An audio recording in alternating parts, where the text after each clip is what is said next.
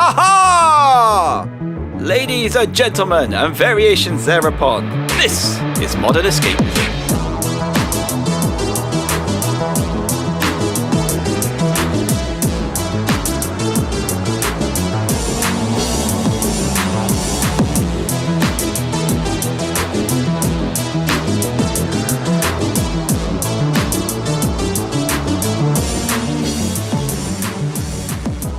Hello and welcome to Modern Escapism. You will notice that I cannot start podcasts. You will notice I cannot start podcasts. You will notice I can't start podcasts because it's me, Stig, and not Oodles here because he's not very well, so I'm having to take over, and I've done such a splendid job of it. I'm just going to keep that in. But join me tonight. She's sassy, she's glamorous, she's always drunk, she's absolutely fabulous, darling. It's Candy. Hello, darlings. Hello. Can you have a glass of wine? And a ham sandwich? And a pickle? It's Gadget. I actually don't know what that one is. I don't think I recognise that, but hi. It's from Black Books. Oh, yeah. Niche quote.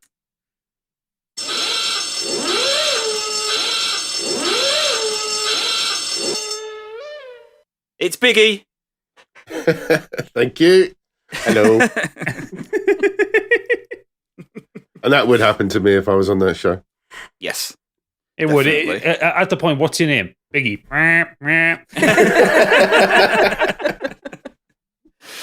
Before we get into the show, please consider becoming one of our patrons. If you head to patreon.co.uk/Modern Escapism, you can see everything we do. For as little as £1, you can support the show, but we have a plethora of extra stuff that you can get. If you head to modernescapism.co.uk, you will see everything that we do. So, Biggie, bring us your news. Here he comes. You may already know, but he doesn't, because it's time for Biggie's Breaking News.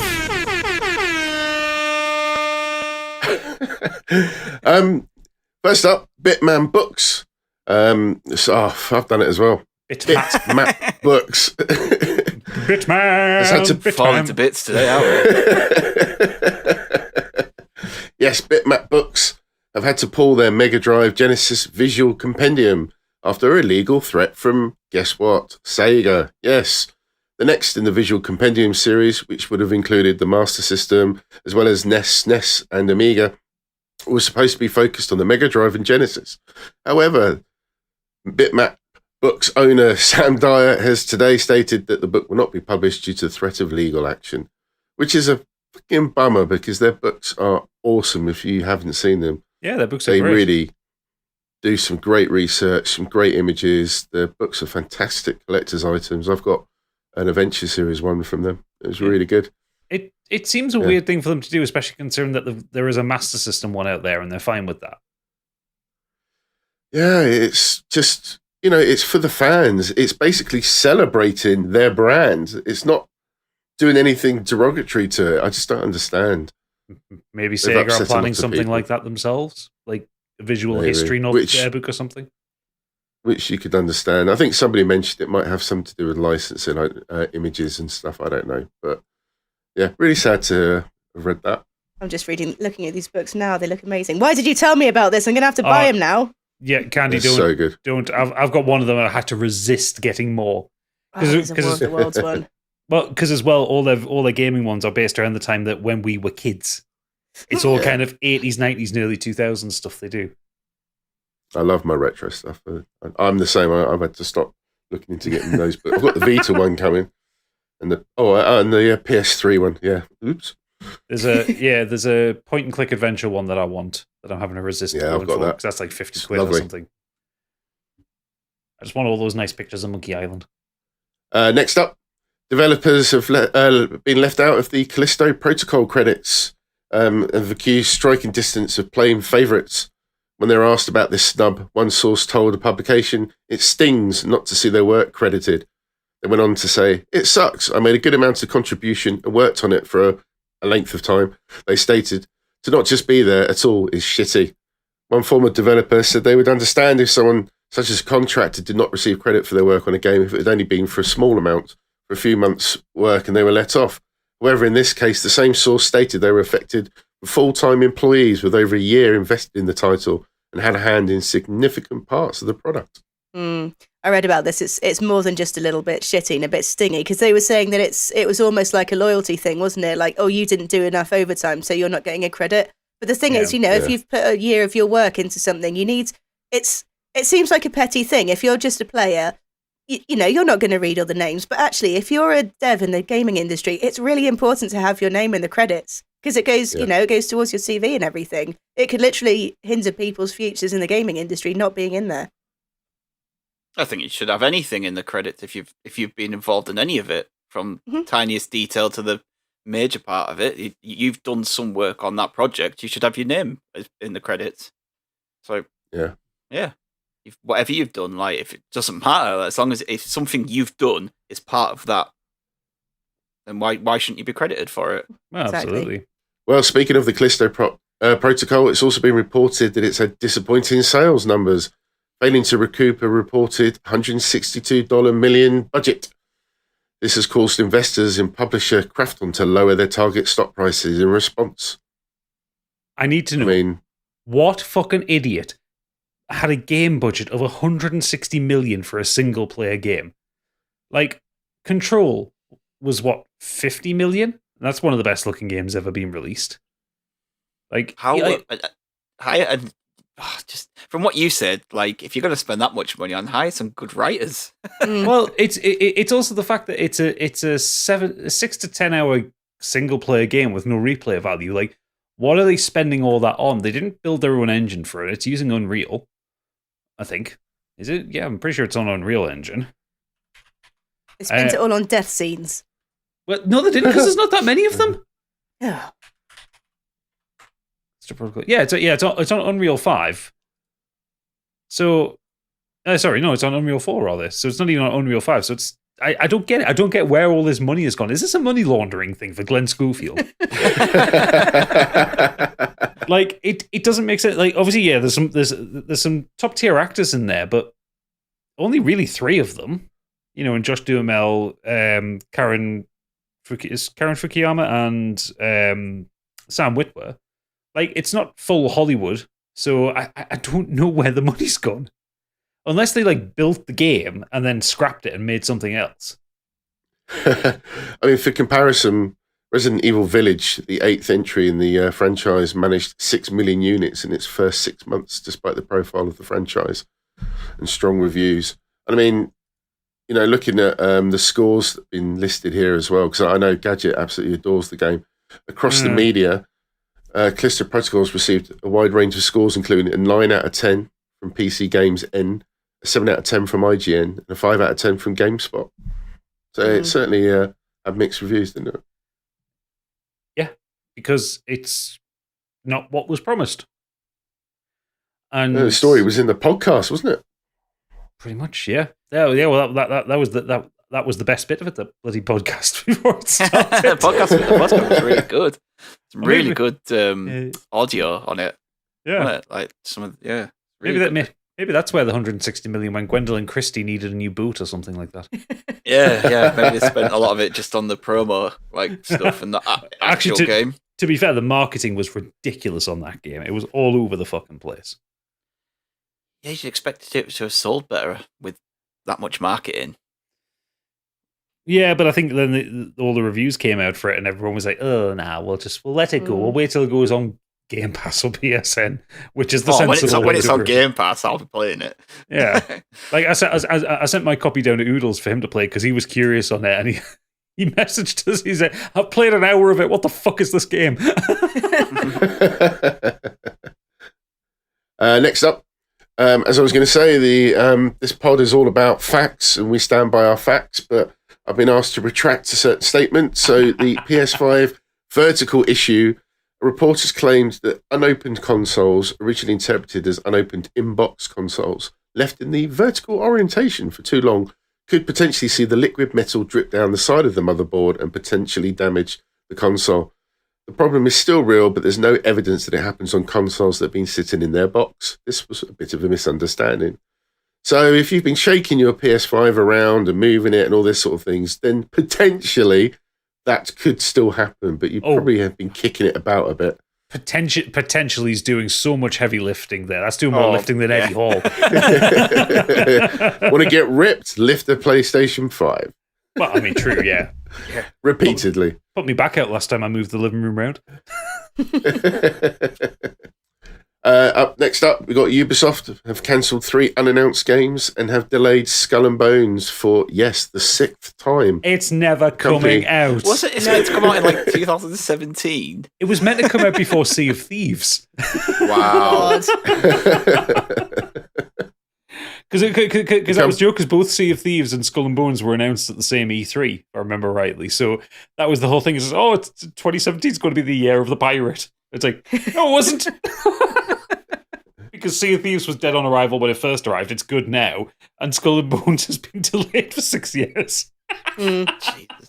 Isn't it just an Assassin's Creed spin-off? Yeah. I don't think you even get to do the fun pirating stuff, do you? You just sail around. It's basically an entire game built out of the Assassin's Creed 4 naval battle system. And that was the worst bit. I liked it, but I hate them. Sea of Thieves is good though. Sea of Thieves. It's actually wonderful how shit Ubisoft are doing at the minute, because like they've just been rinsing the same. It's the same game every time with a different skin. Far Cry 6 is Far Cry 5, and it's just like, yeah, fine.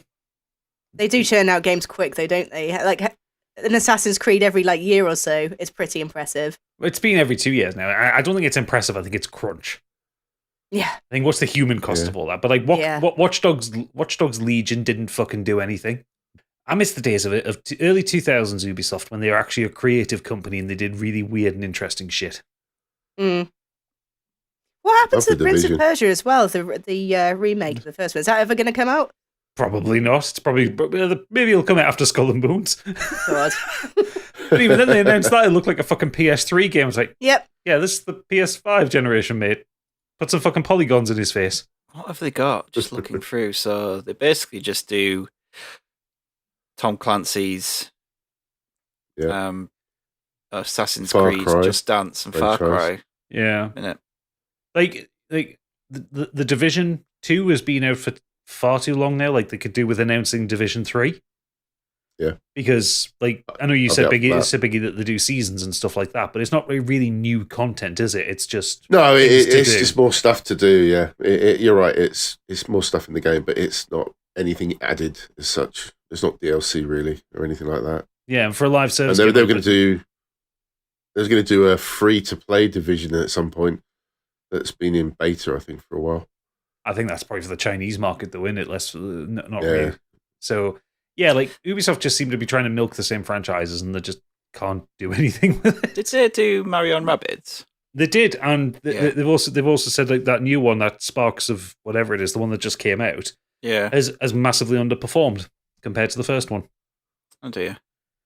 So I think that's probably, unfortunately, and I know Kurt will be sad about this, I think that's probably going to be the last one of them they do. Because those games Rayman they did Rayman, don't they? Yeah, they do Rayman, but they haven't done a Rayman since Rayman Legends. Legends, yeah, could do with a new Rayman. Give us a new Rayman on like a PS5 or Xbox or something. It'd look fucking great. Imagine how good a new current gen Rayman would look. Absolutely. Last one was amazing. I mean, yeah, Rayman Legends is great. It's one of the best platformers I've ever played. Yeah, exactly. But, Assassin's Creed. Yay. I'm sure they're good. I just never got into them. The Ezio game, Assassin's Creed 2, and the two sequels that came from that one are fucking brilliant. But the rest of the series is very hit and miss.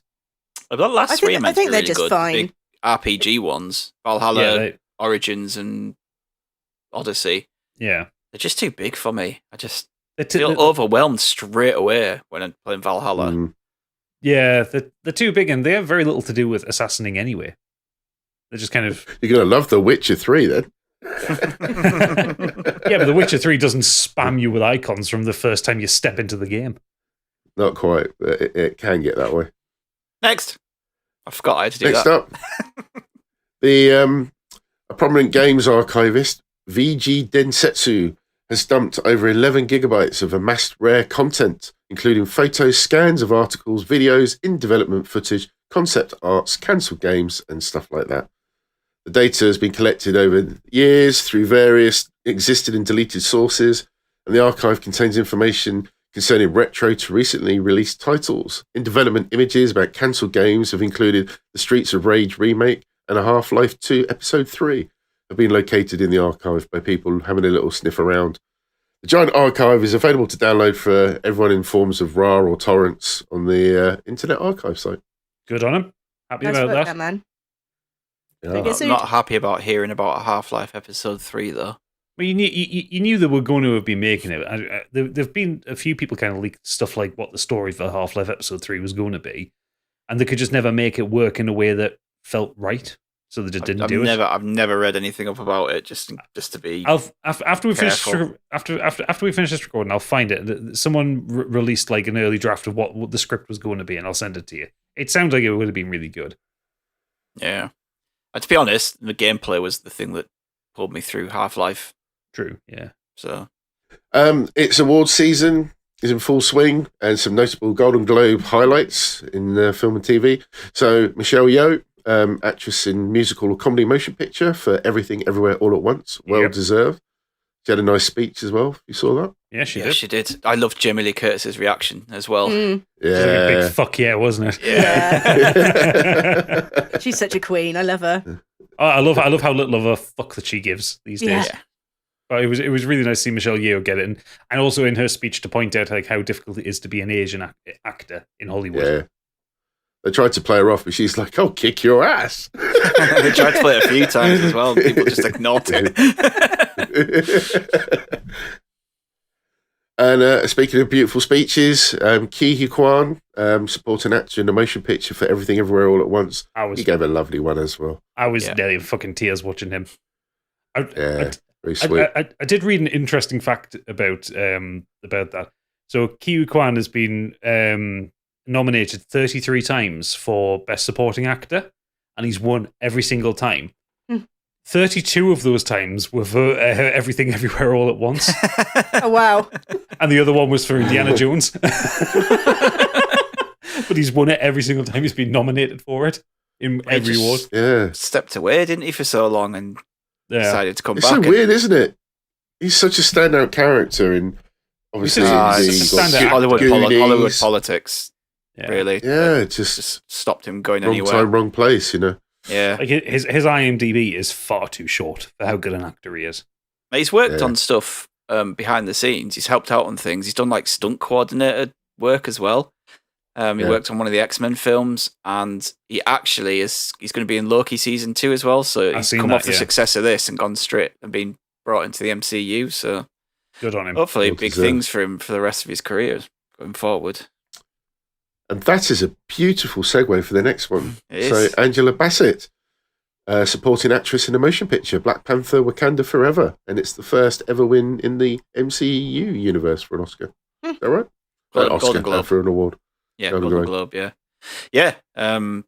She's great in that film. Honestly, she's probably one of the. Oh, she's great. Yeah, she's great. Yeah. She gets much more to do in that film than she does in the first film for like obvious reasons. With kind of Chadwick's passing, they've had to rejig the script and bring forward some of these characters. But because her character is literally going through just ultimate loss of what happened with the snap and what happened with that T'Challa's now died. She's been put in charge and everything. She's an absolute powerhouse in that film.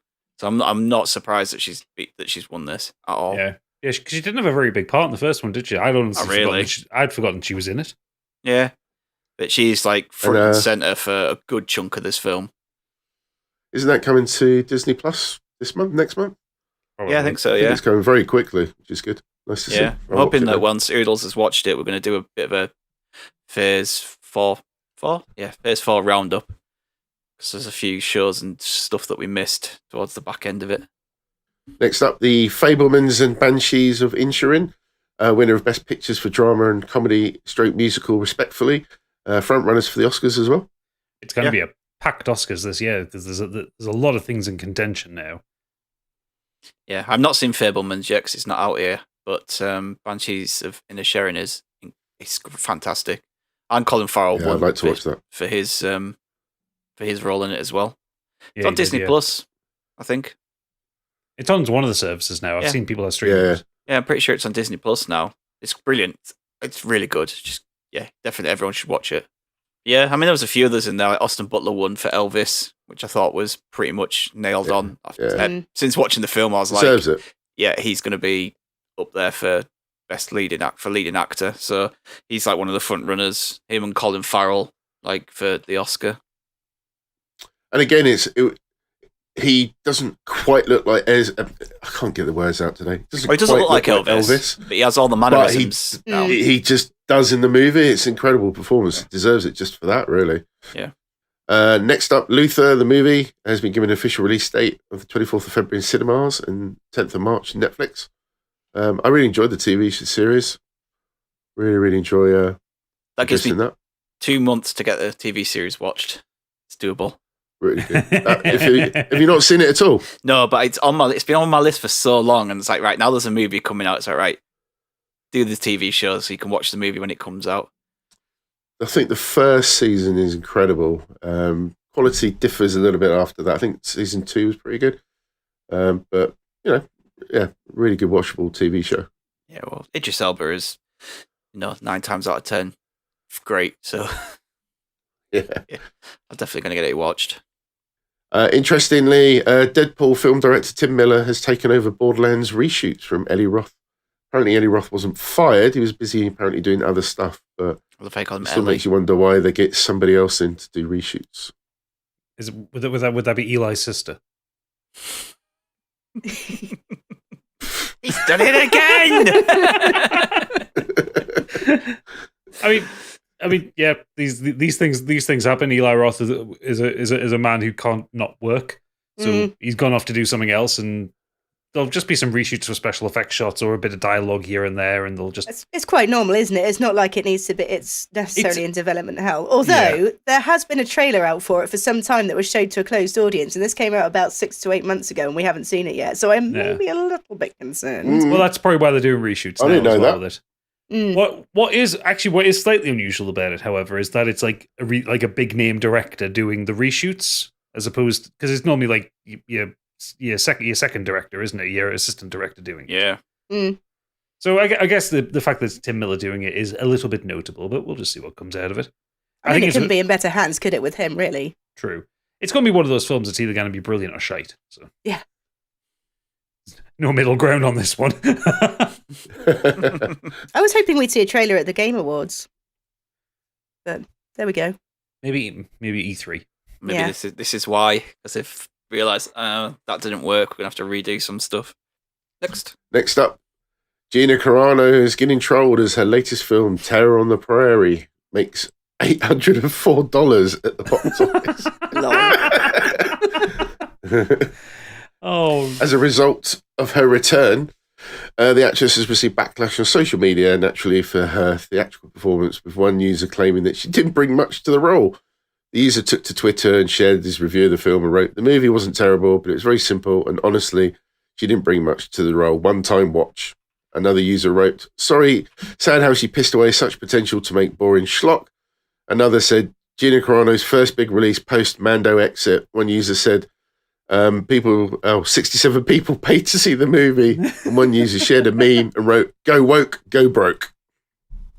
Well, that's the thing, isn't it? Like, I do like a lot of Disney stuff, but I don't want to be a shill for them. But like, everyone seems to think that they can go against Disney. And you can't. I'm sorry. Like, it's literally biting the hand that feeds. You make yourself a toxic personality, Disney will drop you for all of their faults. They're all like, people now just like, Disney does this and that, and there was a meme going around saying, like every Disney film now, and it had like either a person of color or a gay person in it. It's like, and and historically, they have a little bit to make up for. Yeah, exactly. So they were just like people on that side are kind of like, now Disney are going woke, they're losing loads of business. Like, no, they're not. No, they really aren't. So it's. Their share prices may go up and down. That's what happens with companies sit on the stock market. Yeah, exactly. So yeah, just you aren't going to beat Disney. So yeah, whatever. The synopsis for the film is wonderfully short on IMDb. It's in fact it is a single line when IMDb decides to refresh and load it up for me because it's running slow. On the Montana plains, a frontier woman must protect herself against a ruthless gang of outlaws hell-bent on revenge. That's it. I thought you were going to say that the review was the one line, wonderfully short. Wonderfully short, 10 out of 10. I mean, the featured user review title is, oh my god, unsympathetic protagonist and dumb plot. So yeah, I mean that's Gina Carano's career entirely, isn't it? Because she did that one. She's done another film which is like supposed to be a Hunter Biden or something like that with Lawrence Fox, and it's right wing insanity. I've watched the trailer and it just looks awful. Oh no! It looks like a satire and parody, but the fact that it isn't is just insane. But we shall not go there on this podcast. But I'm very happy to see people fuck their careers because they can't keep their gob shut. Next. I've been trying it for ages. We can suck it if you want to. I know. The Witcher Blood Origin has got the worst Rotten Tomato score in the franchise's history. It's now streaming on Netflix, but the prequel to the popular Witcher series is currently Netflix's number one show, but isn't winning over the fans or the critics. It's sitting currently at 30% out of 24 critic ratings, and the audience score is even worse at just 8% out of more than 1,500 users. Oops. That's anyone here watched it? No, because when the reviews all came in, I was just like, nah, it's pointless. Even before the reviews, I had no desire to watch it particularly. I was excited to watch it because I just like the idea of like Michelle Yeoh in that world, and like it was supposed to be the story of the conjunction of the spheres when humans came to the world and monsters came to the world, and like the elves having to respond to that. I thought, oh, this will be a great idea, and then I read a review of it. I was like, oh no, that's not happening. Apparently, the footage that they recorded was so bad, or missing so many bits of it, they cut it down to change the story to make sense, and that's why it's only 4 episodes. It was supposed to be 6 to 8. Another one that's wonderfully short. 10 out of 10. Yeah, I think maybe the last season of The Witcher left a bit of a bad taste in my mouth for whatever reason. And I'm just not excited for its future, and especially like with what's transpired with old Henna's kind of leaving the show. I was going to say the next series has obviously left a bad taste in his mouth. Yeah. So, oh well. One season was good. I liked both, but whatever. I did like the second series, but I understand where people didn't like it. It was a bit strange. It actually had a bloody narrative that actually made sense. It wasn't just popping all over the place. That's what annoyed me in the first series. Geralt was over there doing something, and the next episode he was somewhere else. Like, I mean, the narrative for series 1 makes sense. You just need to have one of those Pepe Silva boards up there with all the lines connecting each other. Yeah. Yeah. That's what happens when you base a TV series on short stories. Sadly, the world of music has been rocked by the loss of Jeff Beck, one of the most influential rock guitarists of all time. Died at the age of 78 this week. Very sad. The British musician rose to the fame as part of the Yardbirds, who replaced Eric Clapton before forming the Jeff Beck group with Rod Stewart. Apparently his tone, presence, and above all, volume redefined guitar music in the 1960s and influenced movements like heavy metal, jazz rock, and even punk. Oh yeah, Jeff Beck was one of the greatest guitarists of all time, and not enough people in popular music know of him. I don't know. I've probably heard stuff, but not realised. And he's done some incredible work over the years. I think the one that always sticks out to me was his cover of Nessun Dorma, which he did for the Olympics. I think it was fucking beautiful. But he was just one of those players. He's the guitarist's guitarist. Like, ask any of Jimmy Page was a great rock player. Jimi Hendrix was a great blues and rock player. Jeff Beck was a great guitarist. He could do anything. Anything he put his mind to, he could play. And I think that's what stood him above everybody else. And also, he was the best guitarist in the Yardbirds. Because he replaced Eric Clapton. Because fuck Eric Clapton. Yes. But yeah, very sad. Yeah, I was very sad, and it was very sudden as well because he was touring last year, but he contracted, I think it was bacterial meningitis. Yeah. Oh God. So yeah, poor guy. Very huge loss for music. Finally, for the weird world of news, a man bought a storage unit in the USA. Once discovered that instead of some stuff that he could flog, he found the bodies of a murdered family. What? Jesus George fucking Christ. Hilarious. George Jenai bought the unit near Seattle in 1992, hoping to find something interesting and potentially valuable. He was fascinated as to why the storage unit had been untouched for 12 years while still being paid for. In the end, he clipped open the lock, raised the doors, and started digging for treasure. Once inside, he started to get rid of some heavy plastic that was covering everything before getting through to a 3 feet thick layer of old clothes. It was at that point he started to notice a foul smell. Disgusted, he kept on going, eventually discovering a bin bag that contained a human skull. He immediately called the police. Eventually, the medical team were able to identify the bodies of a 36-year-old Barbara Bender and her 2 sons who had been missing for 12 years. Bender, along with 15-year-old Mark and 8-year-old Brian, had been killed by blows to the head. Police also found a hatchet with blood and hair on the inside of the locker as well.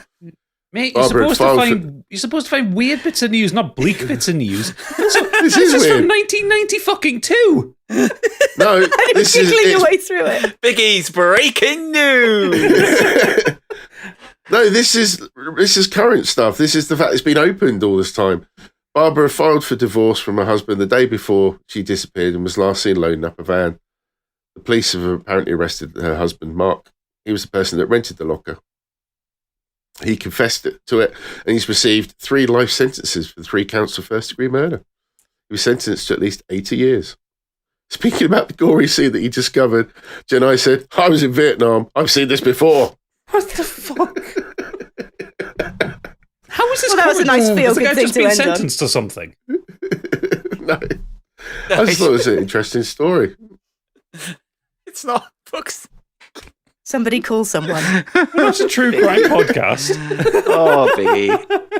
It's a weird story. Are you trying to get the middle-aged woman market involved in here? Just start in putting in some true crime here and there. Hang on, I'm going to get my box wine. It was either that or another pizza box with this oiled face of Jesus on it. I mean, what more can I would do? have taken the oily Jesus. Why did you do the Podcast Oily title. Jesus one? Oily Jesus. That's current and weird and wonderful. Oh, sorry, listeners. Did you say oily Really did it Jesus with or oily cheeses? Both. Oily Jesus. It's either that or another weird rebel, isn't it? It's just we've already done that. Someone said it looked more like Joe Wilkinson, and everyone's been like spamming him on his Twitter with it, and like photoshopping the pizza box onto pictures of him. Lovely. Oh, right. Should we try and pick ourselves up after that awful news of a brutal family murder? Yeah, why not? Why not? Yeah. Right, listeners, we're going to head into the Nexus where we discuss what we've been doing this week. I should go first, if that's all right. Go on, friend. So I'd done nothing this week until yesterday, where I decided to spend a few hours of my time to go and see Avatar 2, The Way of Water. Ooh. You nutter. Let's see. Are you ready? Have you I'm taken ready. one for the team? Hang on. So, Strap in. Oodles has watched this, which is a shame that he's off. I know he watched this over Christmas. Yeah.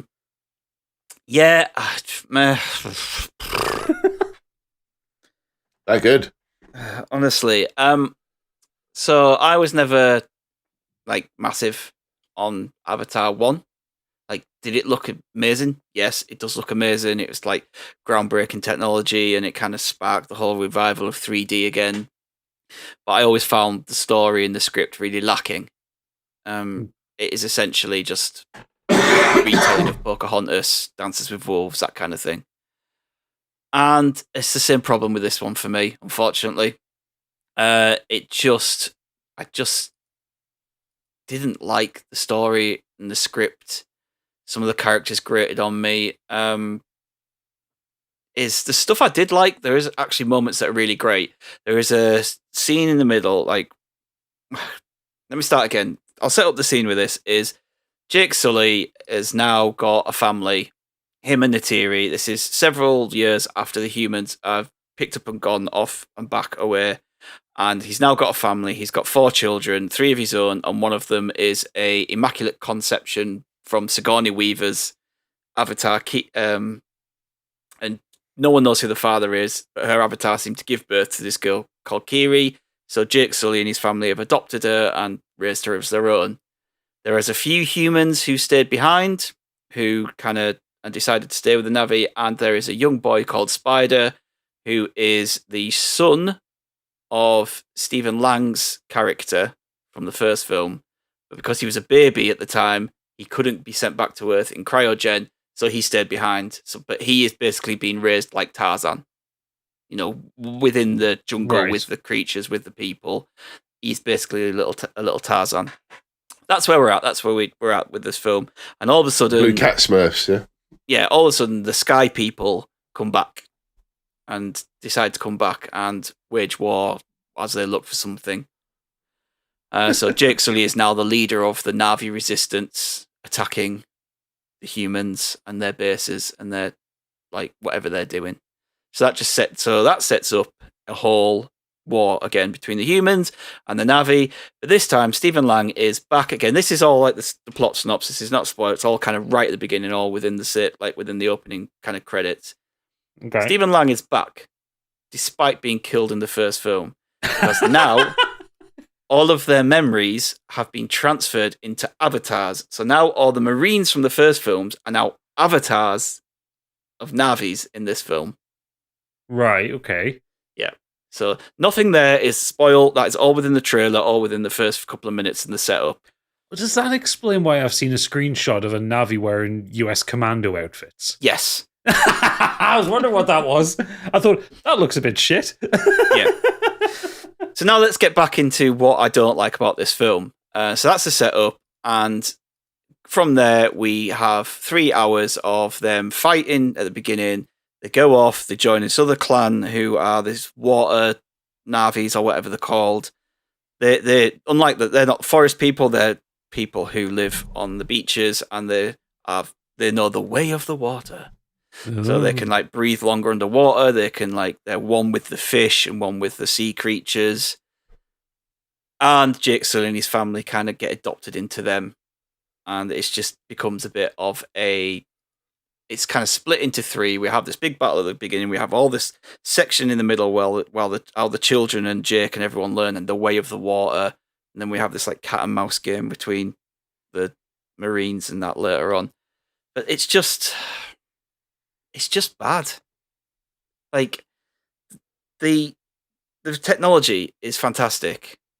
It really is. There are moments in this film, stuff like water, genuinely the water looks real. Just woodlands and stuff like that. It looks incredible. But you'd expect that because that's what they've spent the last 12 years working on. It's it's unmatched by anything. The motion capture, the facial features, it is better than anything I've ever seen. It is incredible.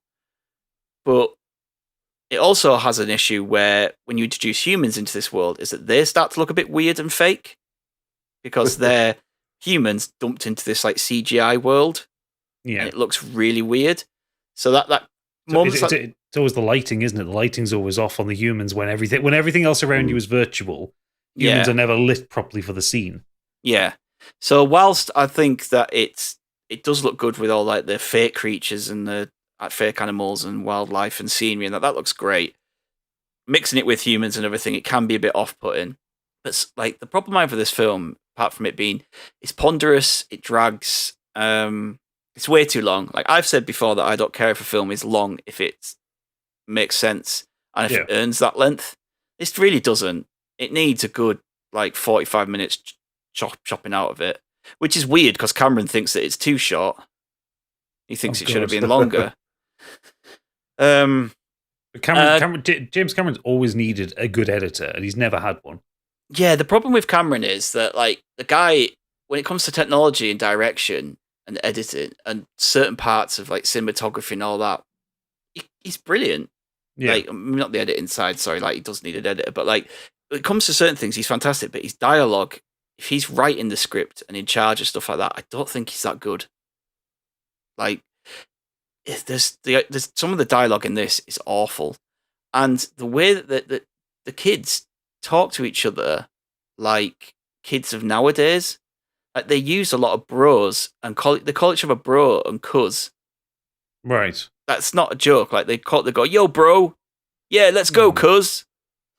Where are they learning? Where are they learning that from? I would say these alien creatures who it really took me out of it every time they use the word bro, because the only person within their kind of living around is who knows that language is their dad and some of the humans who stayed behind. But they're all older people who wouldn't use that dialogue. Like he wouldn't call his kids bro and cuz. No, they've got YouTube. Yeah, and it just space YouTube. It just felt really jarring, especially when you go to the children from the other tribe and they speak like you'd expect for these, these weird creatures from another planet in these tribes. The way they talk to each other is not like this, and it succumbs to a lot of tropes, especially with the younger child. I don't want to get into spoilers, but there's parts to do with the young girl of the family, which she, what I'm talking about, captured and falling off things and all that kind of stuff. Yeah, she becomes the punching bag.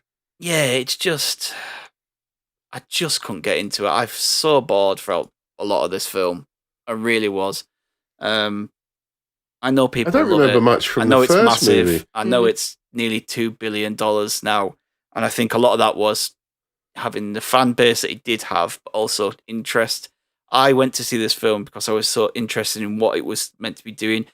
When we had Craig on for our horror month. Yeah, he absolutely loved this film, and he's like, I don't see how you can be a lover of cinema if you don't go and watch this film. Like, it's a technical marvel. It's fantastic.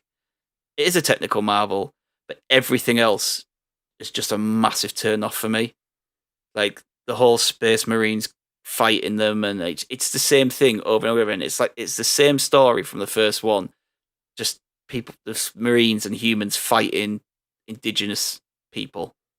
So it's a tech demo.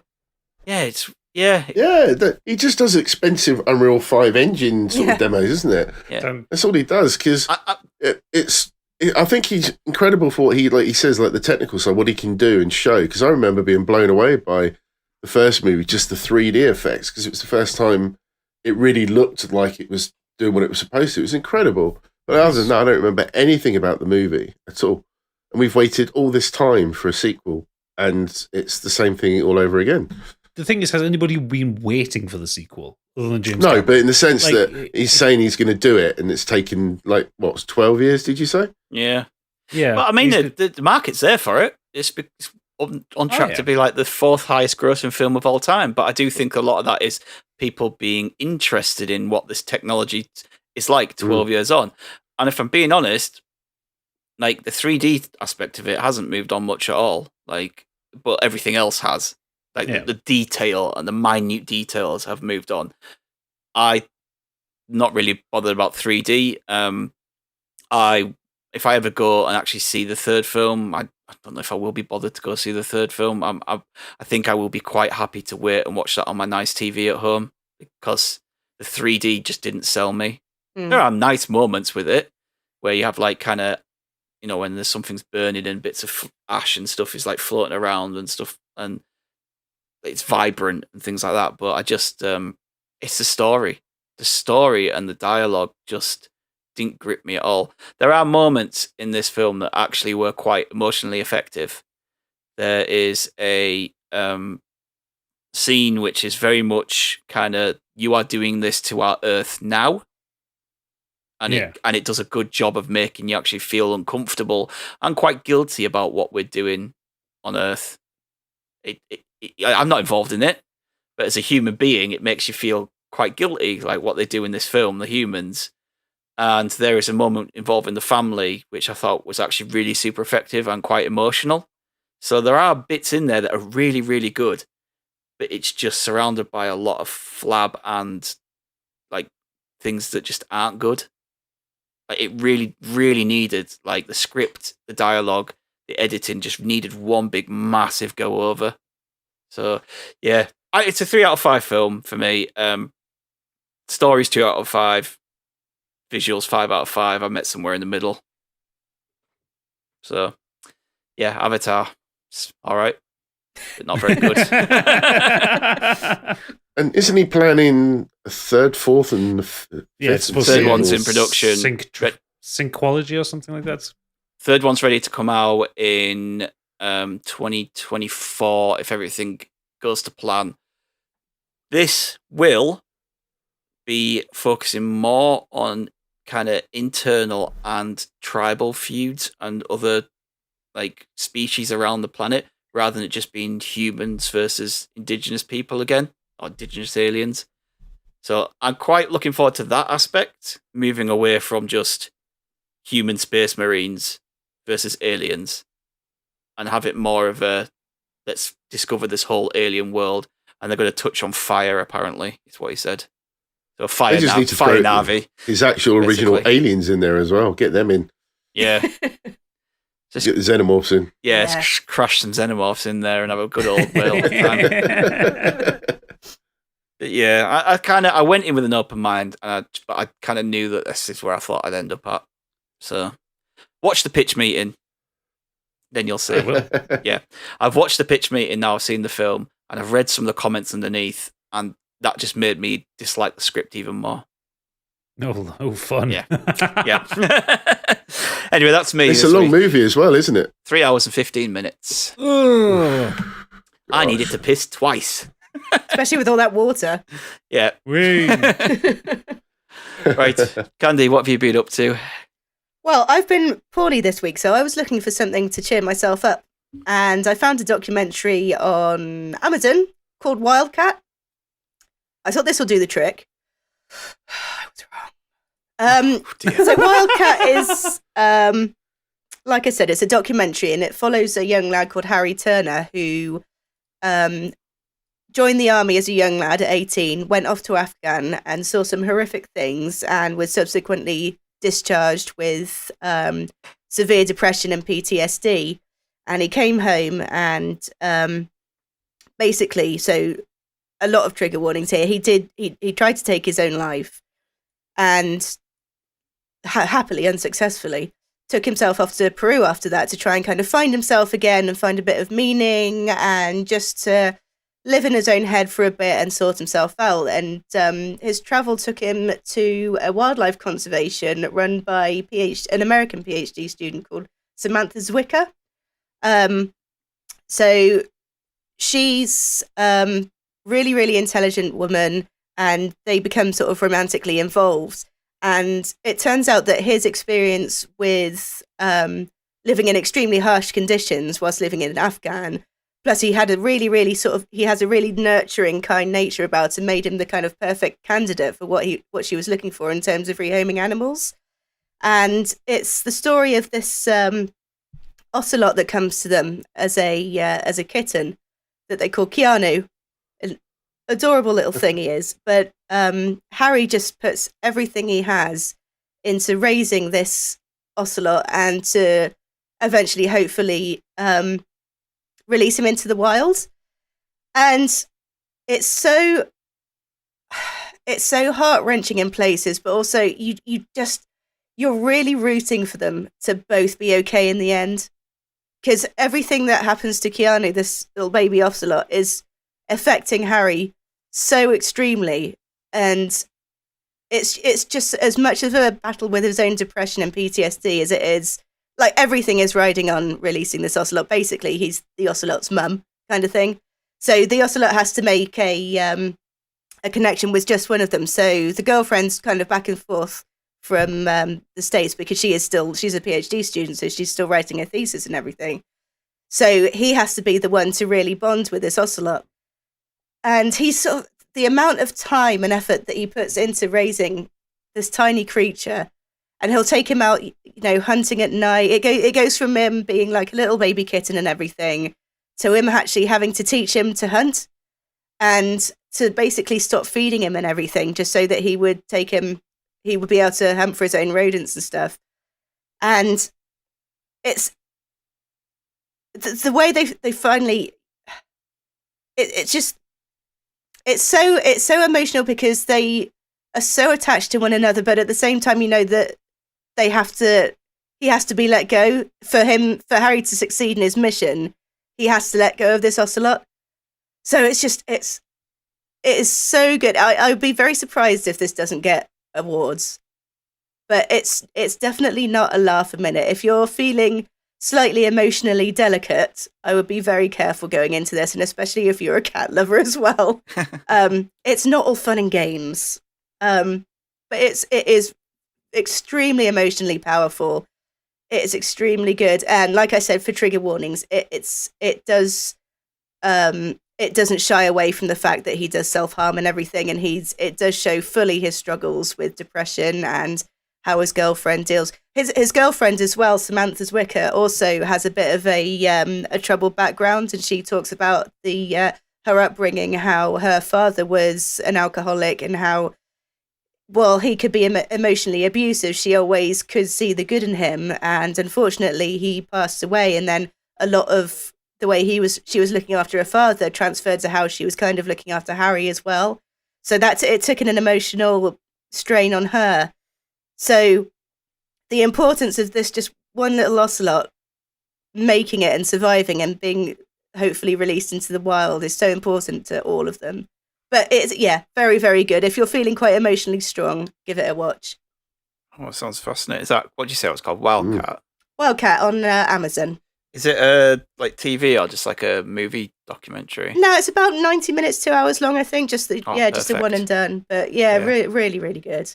Yeah, I'm really into like documentaries more when they're like an hour to an hour and a half kind of one. And Netflix has this problem of dragging ones out for like 6 episodes when they don't need to be that. So that sounds exactly. That sounds Doesn't it perfect. just? Yeah, I'll give that a watch, definitely. I had that problem with the Bad Vegan. It was a 6-episode series that kind of just didn't go anywhere. Yeah. Netflix are terrible for doing shit like that at the minute. Oh, cool. Right. Biggie, what about you? What have you been doing? I've got 2. One I want to very briefly talk about, which Good, is we need Happy 5 Valley. for the cover art.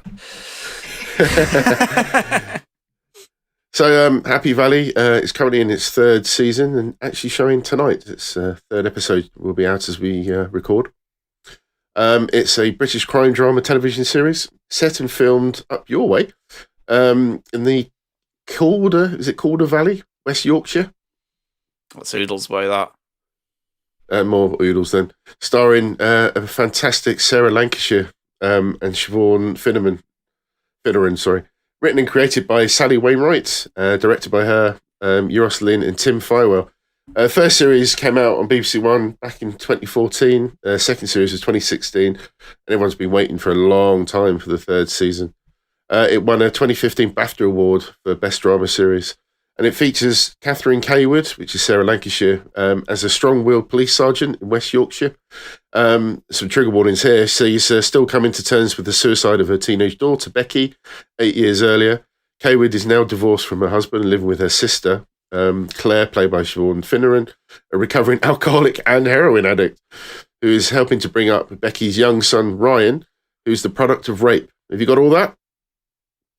Uplifting. So things. it's a pretty grim setup, but the performance by Sarah is it just carries the series. Everybody obviously is good in the show, but she is obviously the main focal point, and the emotional drama that she has to put up with at home, plus that comes within the job, and then you've got the plot of the series as well.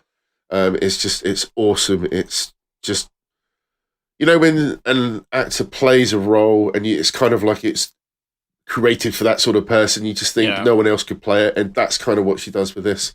And she's amazing in this show. It's so good. So if you haven't seen it, do a catch up on BBC Player and then get up to scratch, because the current season is looking just as good. I've watched the first 2 episodes, but it's awesome. It's so good. She's actually a pretty amazing. She's an amazing person in real life as well. Like a lot of what she brings to the role, because I remember her from Coronation Street, and that's right. Yeah. She'd gone off to do a couple of other things, and then it was when she came back to Corrie, she'd picked up such a quick kind of comedic timing of everything. But she's actually she's a drama teacher as well in one of the universities up north, and she obviously does it just for the love of doing it, because she doesn't need the money. But also, I think she's trying to stop people that are in London, or basically people in London having all the advantages and people up north having more advantages into the world of acting and everything. So she's actually super cool. Yeah, she just plays this character with such warmth and emotion and everything that you need for a role like that. And there's obviously a lot of emotional baggage that she has to deal with in the show, and she just knocks out the park every time. So good. Incredible performance, really. Don't sound very happy. So yeah, please check that out. No, it's not exactly, and I think it. And believe it or not, the town it has kind of shows people at their lowest. You know, it certainly doesn't hide from the fact there are some issues around those sort of areas, and there's a lot of people. It shows, you know, shut down shops and buildings falling apart. It's got everything that you'd expect from a show like that. It's really, really good. Cool. The one thing I did want to talk about is Accident Man. I don't know if anyone's ever heard of this. Accident Man. Sounds that's just me. Is this based on me? Well, it's a 2018 action thriller directed by Jesse V. Johnson, based on characters created by Pat Mills and Tony Skinner. Now, I first came across this comic book in a comic that was run back in 1991 called Toxic. And it was basically created by Pat Mills because he used to do stuff on 2000 AD. But he wanted to do stuff a bit more outrageous and not sort of stuck in the mold of what 2000 AD was trying to do. So he got other comic book artists and writers to sort of do stuff for Toxic. And he created this character, Mike Fallon, who's an accident man. He's basically an assassin who takes people out but makes it look like an accident. So, you know, whenever somebody's taken out, the police always assume, oh, it's just an accident. It's not actually paid assassination. And it's really funny, really, really cool. I've always been fond of the comic and always thought it would make a really good TV series or film. And then martial artist Scott Atkins, he did exactly the same thing I did. He bought it from a shop, read it, and kept it all this time, hoping to one day sort of see it himself, and then realised that no one else was going to make it, so he did. And it's really good. It's really funny. Sticks to the material so well. There's a lot of dialogue from the comic is in the movie. A lot of the scenes are basically taken from the comic.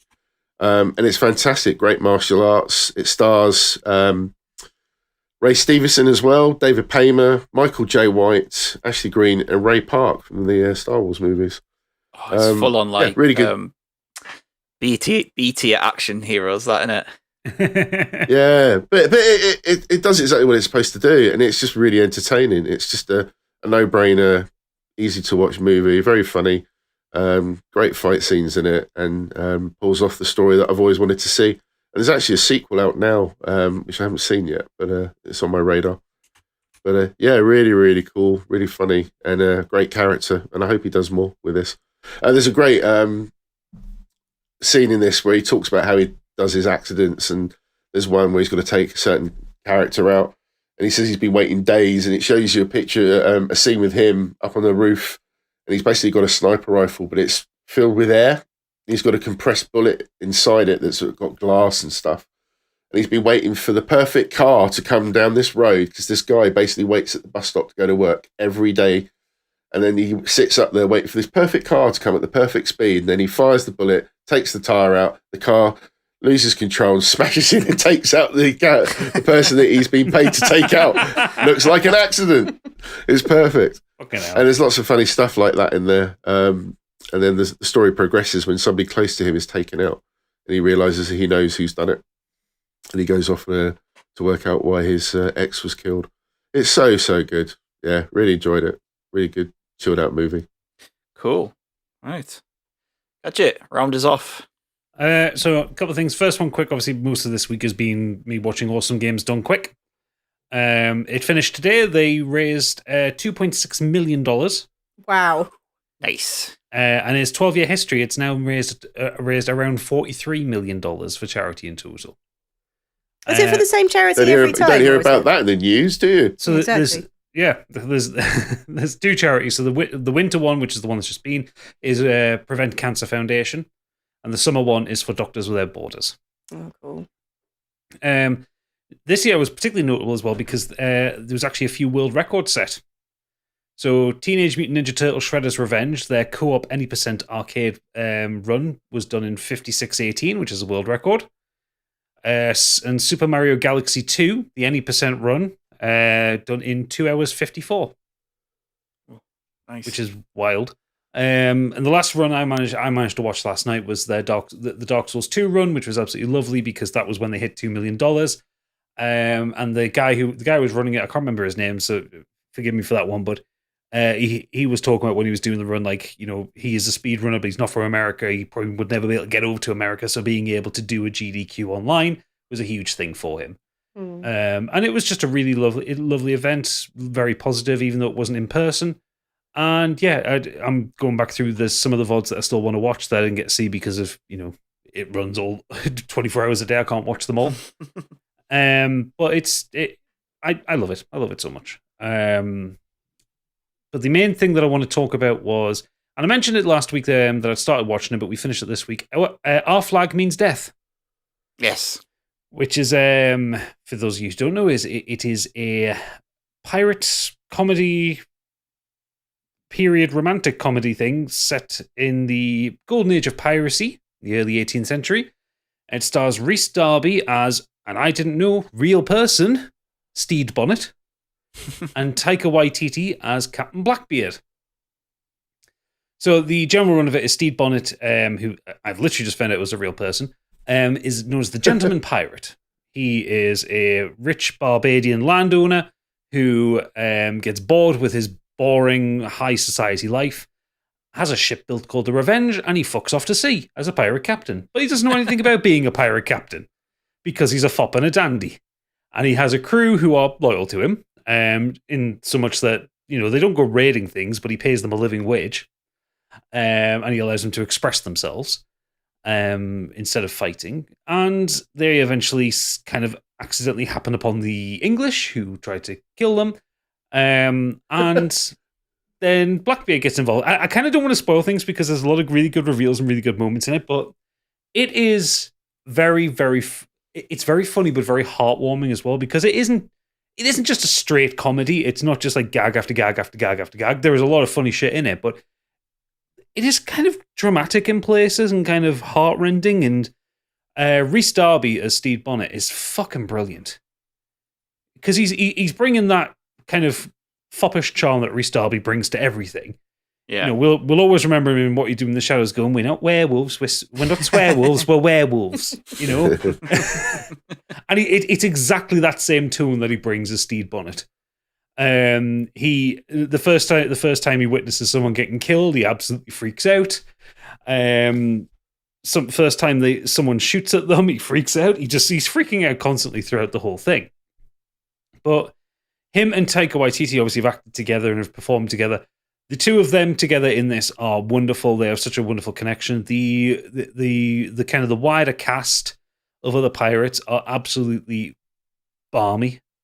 Ewan Bremner as Buttons, the mad helmsman who speaks to seagulls, is utterly fucking hilarious because he stands there. He's got this thick Scottish accent. He's kind of always looking down his nose, looking scared, and he just says the most fucking mental shit. He's like, which direction are we going? He'll stick his tongue out, west.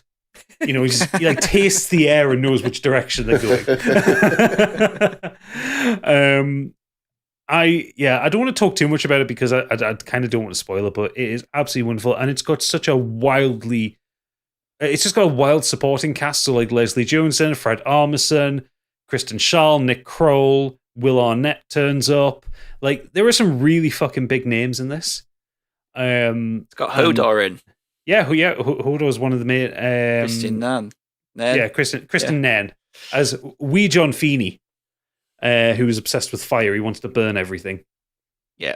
Oh, of course, the big guy is called Wee. Like, yeah, as well. Yeah, it's wee John Feeney because he's massive. Standard.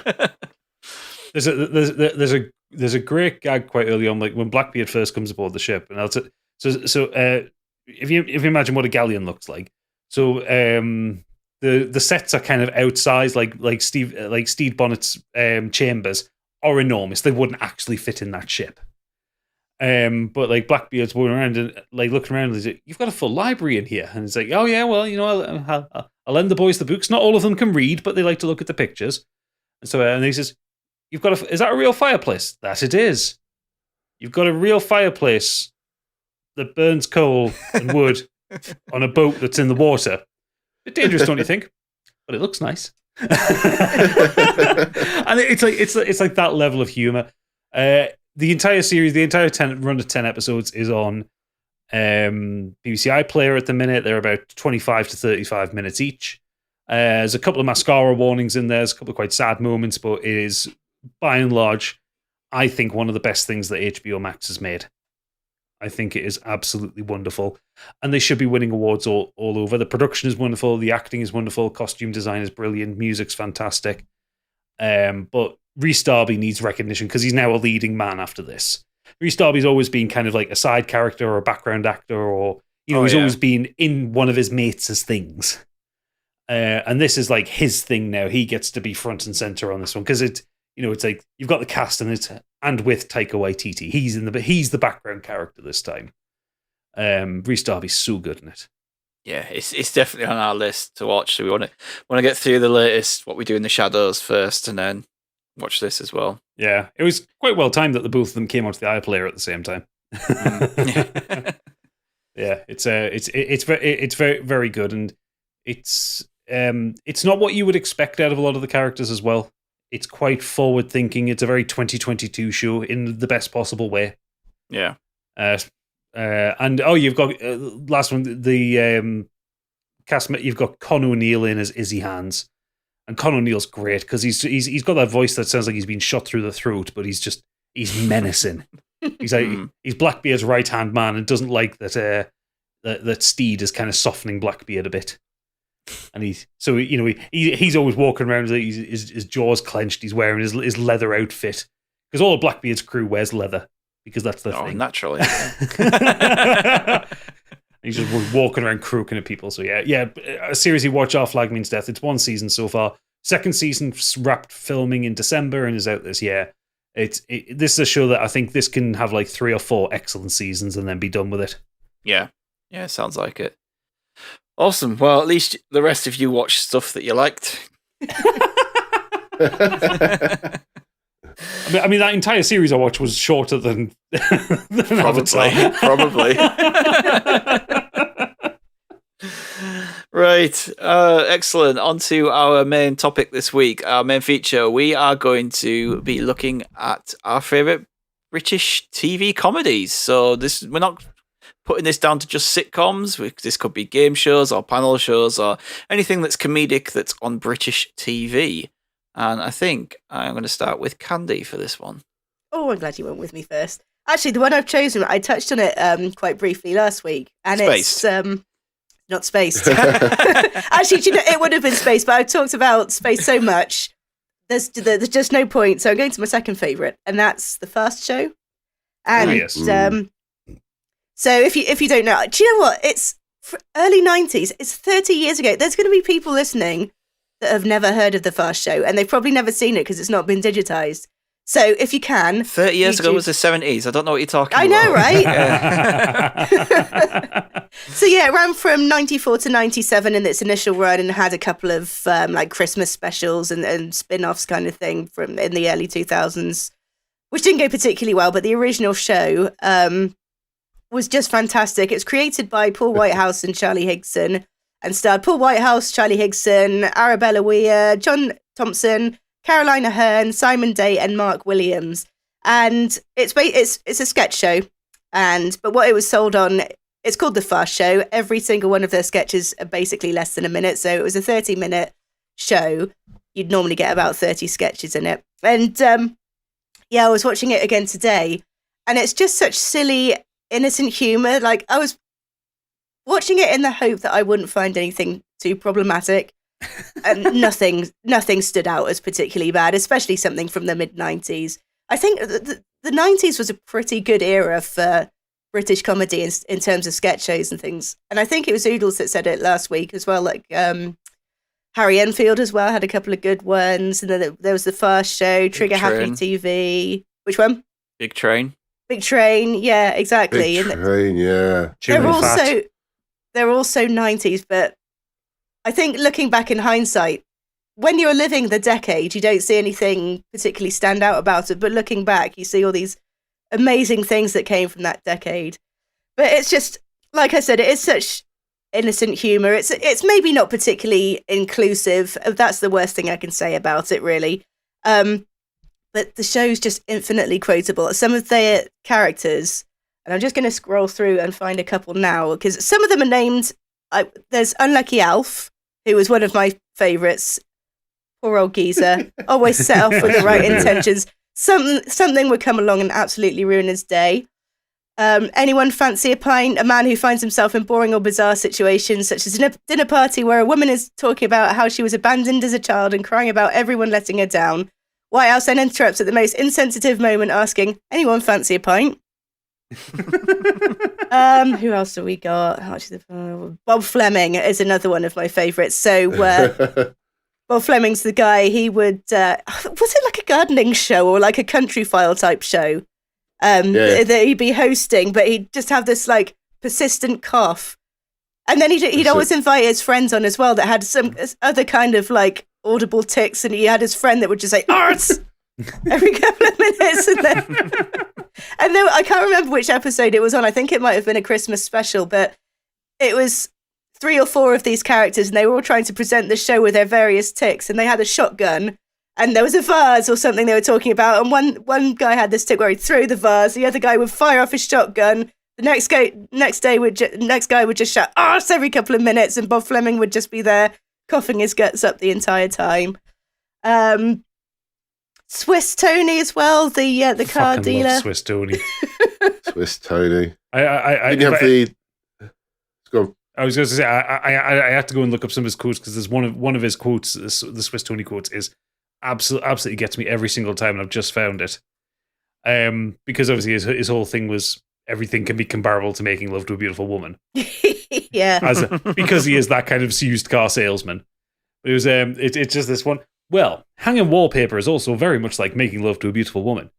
Clean all the relevant surfaces, spread her out on the table, cover her with paste, then stick her up.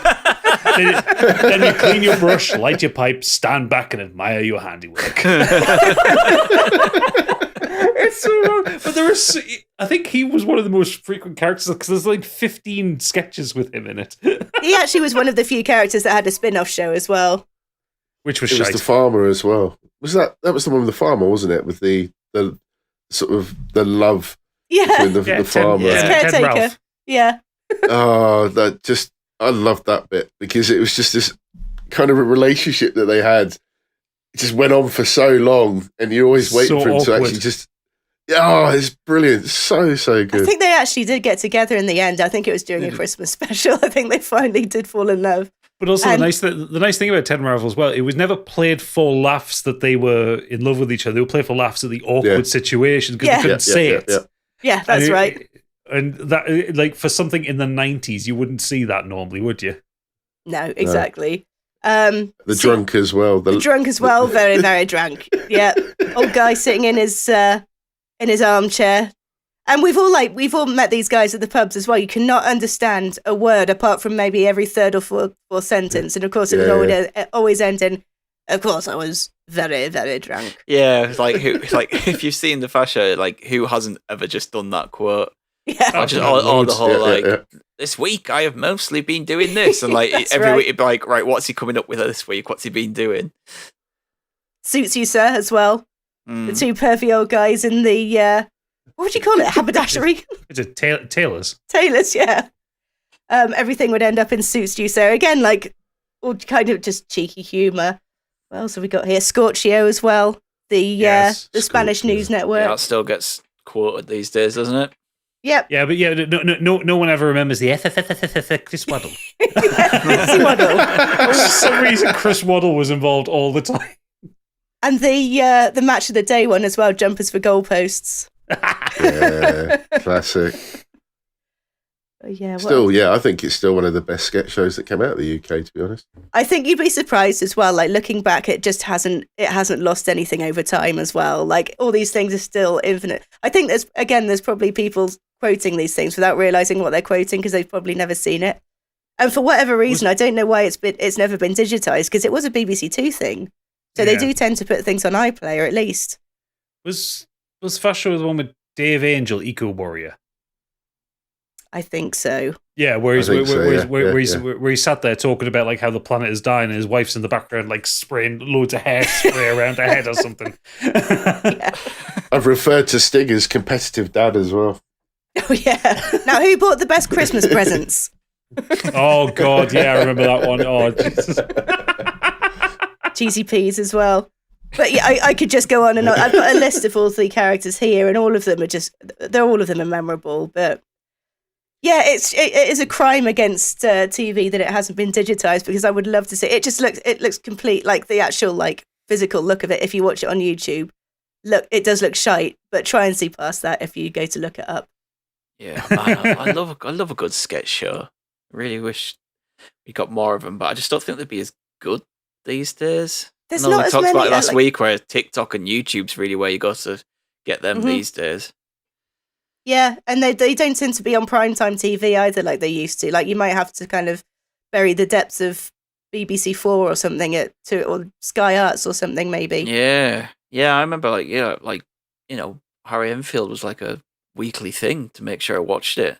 Yeah. But, or even to the point where like sketch shows generated films. Like you got the Kevin and Perry film. Mm-hmm. Yeah. Like from one of the. I mean, the Kevin and Perry sketches were funny on Harry Enfield, but they were far from his best work. No, they're just easy targets, weren't they? Like easy to kind of laugh at and kind of relate in certain aspects, I guess, the way teenagers can be. Not one for me when I was younger, but like now you can see how kids are. Yeah. I think that's the thing with the Fast Show as well. All these characters, they are just character studies of people they are also relatable. You know these people. Oh yeah, I bet even when they all sat down and wrote stuff, going, I know this guy who does this, I know this person who does that. Because what can we do? What can we make funny about that? And I bet they all kind of knew these people and just said, right, we could make something good out of this. Oh, absolutely. Yeah, Fast Show's a great one. Fast Show, sketch shows. Definitely get on YouTube and watch some of them. I'll go next. So again, with this, I tried to not think of something that we've talked about before, or that's an old classic, because they are great, and for that reason. So I've decided to look for something a bit newer in the last 10 years. And one that I've really enjoyed, I would have mentioned Derry Girls, but I've already reviewed that before, so it would have been Derry Girls, because that's incredible. Derry Girls is excellent. Yeah, but I'm gonna bring Toast of London to this. My backup option, that one. I love Toast of London. Toast of London is a 2012 show starring Matt Berry as Stephen Toast, who is a thespian actor. Eccentric middle-aged man living in London who has and we kind of see his problems that he deals with on and off the stage. And it's Matt Berry being full Matt Berry, basically. The best Matt Berry you could get, with the pronunciations of letters and words, and him just hamming it up big time. And it's so weird and surreal that the first episode you watch starts out relatively normal. So this is just like the pilot episode. The first episode is he's doing a play. He's talking to his agent, who is called called Jane Plow, but she wants people to call her Jane Pluff, like Brian Clough. Yeah, everyone in this show has really stupid, weird names. Like they just. Ray Purchase and Danny Bear. No, get it right. Ray Bloody Purchase. Yeah, Ray Bloody Purchase. Mrs. Purchase. And everyone just seems to have like an odd name, don't they? Like it doesn't really seem like it should be odd, but they are, like Clem Fandango. I would say like Clem Fandango. Yeah. Or Danny Bear. Danny Bear, Axel Jacqueline, Cliff Bonanza. Some of them just sound normal, but they just, the way that he says it isn't. It's just the way that obviously that Matt Berry says them. They're just funny. Anyway, yeah. So so the first episode, he gets told he has to go meet this reporter, and so he goes to lunch with this reporter, and they hit it off, and they actually become like, she actually takes an interest in him, like romantically. So they go on this walk, and everything seems normal. The episode is perfectly normal to this point until they're crossing a bridge, and all of a sudden she says, "Hang on a second," and she picks up a trolley and just throws it into the water. And she just goes, "One thing you should know about me is I'm the kind of person who likes to throw trolleys into streams." Like, out of nowhere. Like, that's the kind of humor and the surreal humor you get. And after that, it just goes completely fucking weird. The payoff to there's a Bruce Forsyth joke in this. Oh god, that was surreal. Yeah, fucking incredible. The payoff to it is amazing. I don't want to spoil it. I think people should watch it, but yeah, I haven't seen that. He's talking to his flatmate. He's, "Oh, I've got so and so coming round." He goes, "But don't make light of the fact that she looks like Bruce Forsyth. She had a bit of work done, and she now looks like Bruce Forsyth." And it's like, apart from a hand, so her hand is still black, and the stomach looks like Bruce Forsyth. Yeah, but it's not just that because it's like the next morning, someone who was a Bruce Forsyth lookalike with a brown coloured hand now is wearing like a negligee sitting at the dining table. It's so fucking weird and creepy, and it's so funny. Yeah. So yeah, fuck it. Go and look it up. I'm going to I'll show you the picture with you. But that's what you're getting with this show. It just, everything is so weird and surreal at times, and it's like an episode where he loses a bet to what's his name, the Phantom of the Opera guy, Andrew Lloyd Webber. Yeah. And he owes him loads of money, so Andrew Lloyd Webber sends Michael Ball after him. So he's trying to get away while Michael Ball is trying to assassinate him. Oh, it's just, honestly, it's just so, I just wanted to find something that from the last several years that was so different to anything else. And I think Matt Berry is just, he's gone from strength to strength. I first saw him in the IT Crowd, which is excellent as well. And then I think he's done this, and then moved on to What We Do in the Shadows, and I think he's just got better and better as well. He's managed to carve out a career of being the weird Englishman. Yeah.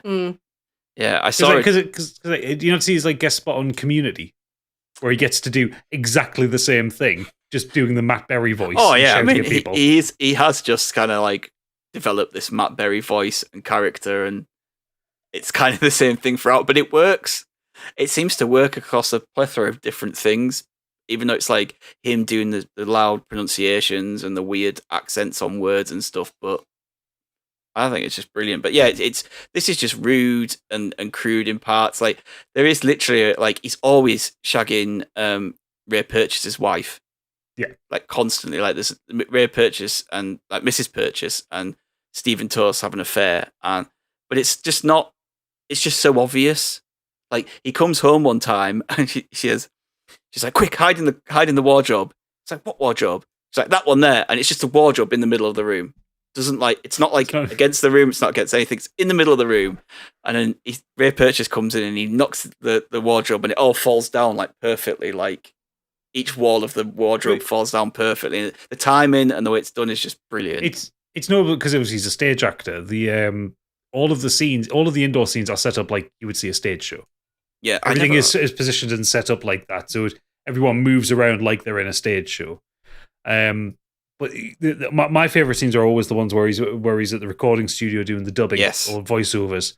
Like the one of the early episodes, he's doing the new "Mind the Gap" for the Tube, and it's just constant notes. It's like, it could just be a bit less alarming about it. Could just be a bit more energy about it.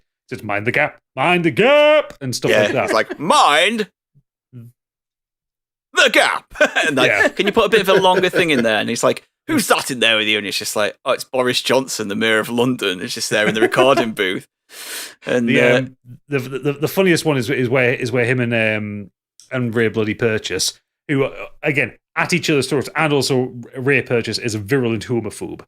Like, they're horrible. They have to do the English dub for a gay porn movie. Yeah, they do. And they're in the studio, sat opposite each other with the script, just like making sex noises. It's painfully funny to watch. Yeah.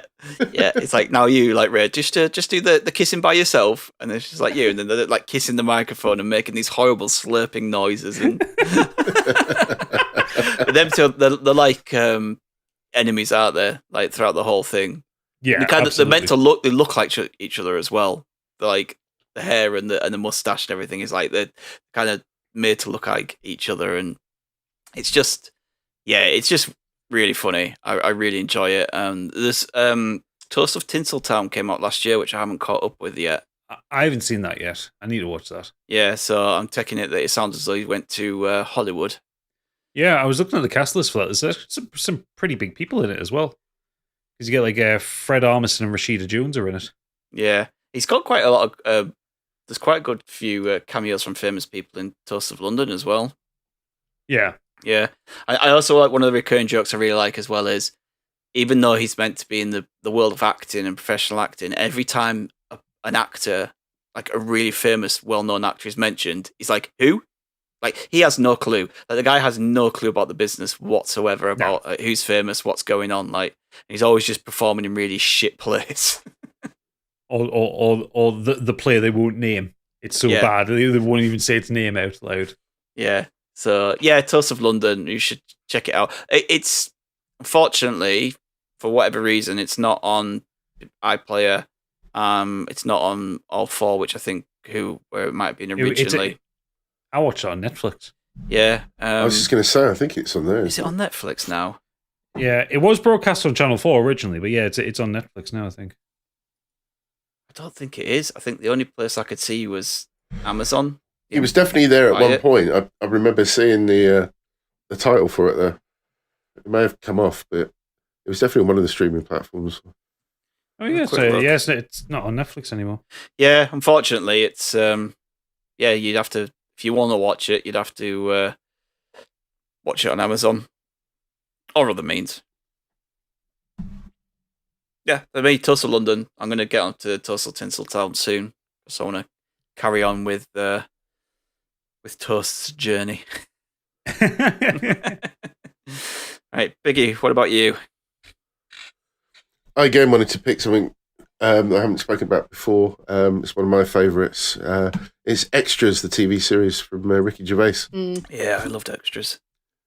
I was a massive fan of this. It only ran for 2 seasons, but I just thought the overall joke of it was fantastic. And the fact that Ricky Gervais kind of plays a straight character in this, it's about everybody else around him. His best mate, Ashley Jensen, who's also an extra trying to get work in movies, TV, etc. She generally has all the better lines, but it was written by Ricky Gervais and Stephen Merchant, who also appears in it as his manager.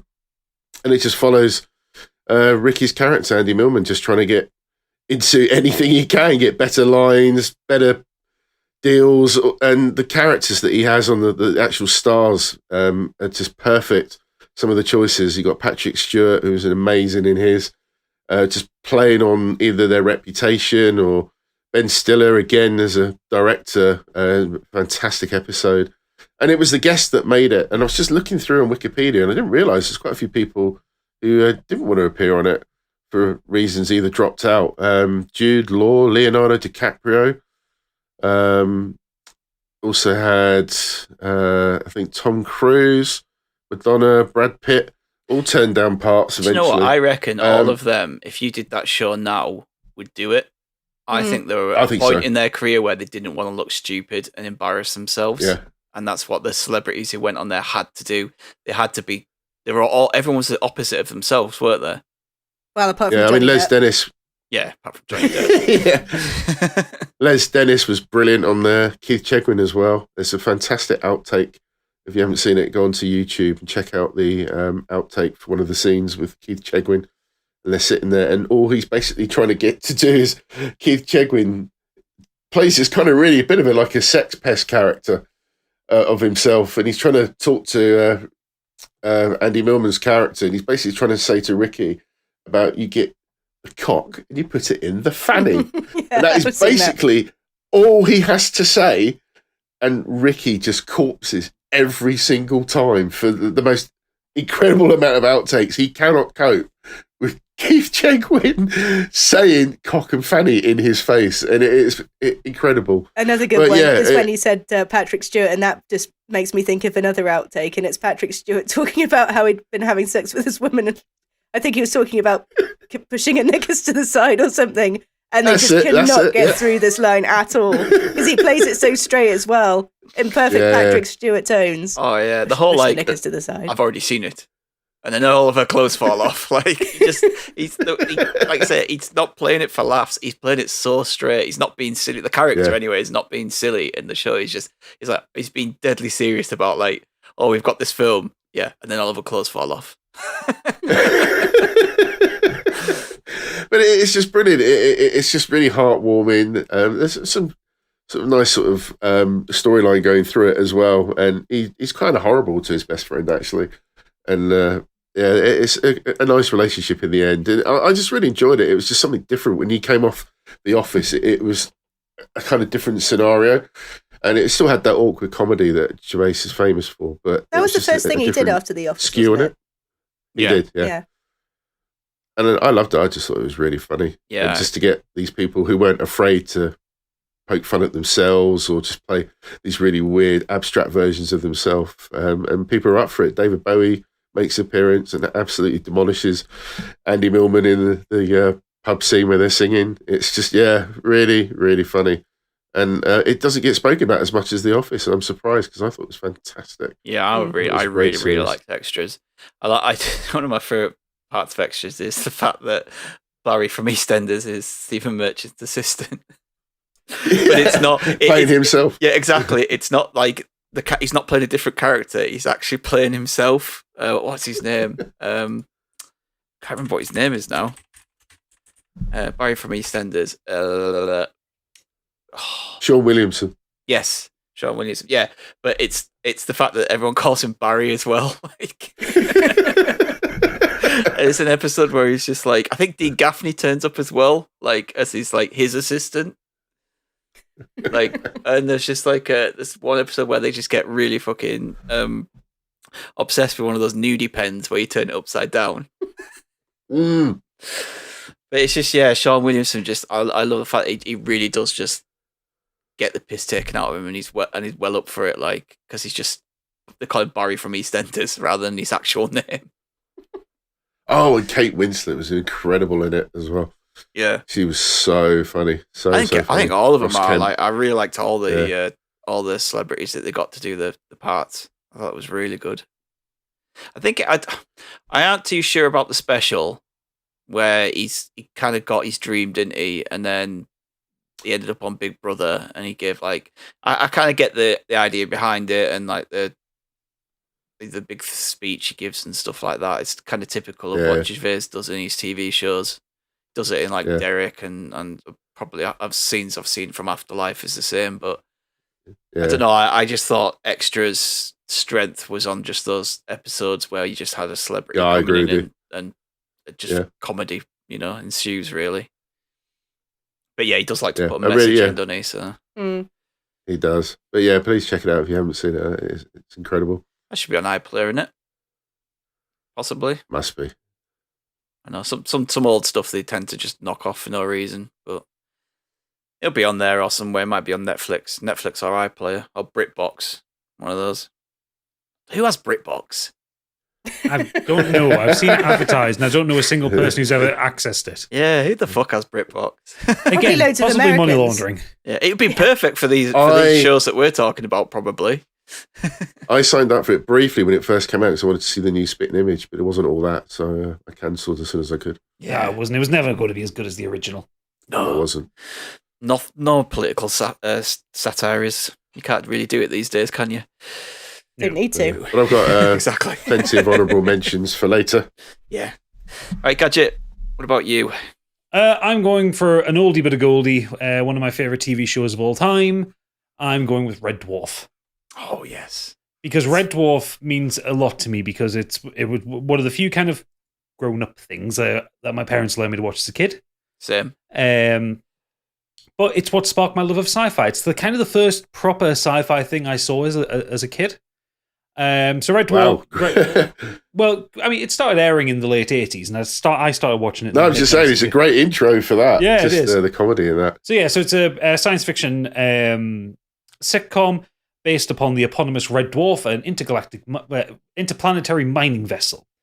Who it focuses around Dave Lister, the last human alive, because he is put in suspended animation for being a bit of a shitebag, and in the process, his bunkmate Arnold Rimmer, who is a technician aboard the ship, fucks up the drive plate and causes a nuclear accident, and the ship's AI speeds the ship 3 million years out of the solar system to save lives. So Lister is brought back around out of suspended animation after 3 million years when everything's safe, and then has to live with the hologrammatic recreation of his former bunkmate, an AI that's gone a little bit squiffy after 3 million years alone, and a creature that evolved from Lister's cat. And it's as good as it sounds. Generally, it's one of those. It's a reasonably timeless show actually for a sitcom, because most sitcoms revolve around kind of knowledge of kind of current culture. Like there's a lot of cultural jokes in a lot of sitcoms, and there is some of them in Red Dwarf, but by and large, it stands on its own. The first two series were one of those famously cheap BBC shows.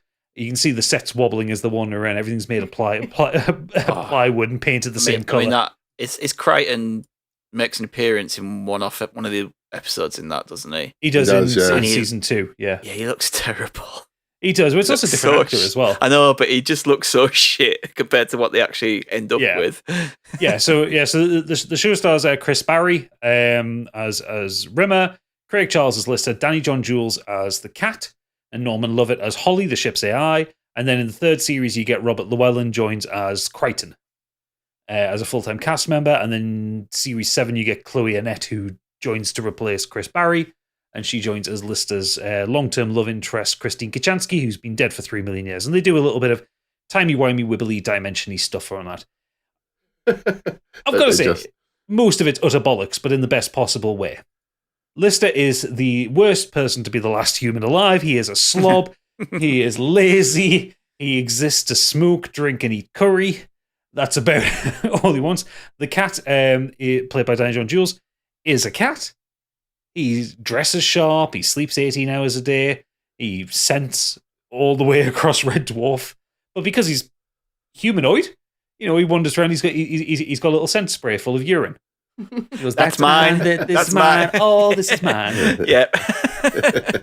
Loves his shiny things. Loves his strings. One of my favorite sequences involving the cat is from series 2. And the cat goes up to the vending machine, the robotic vending machine, and he just goes, fish! Today's fish is trout a la carte. Fish! And he just goes on like this till he's got like 8 pallets of fish. He says, enjoy your meal. I will.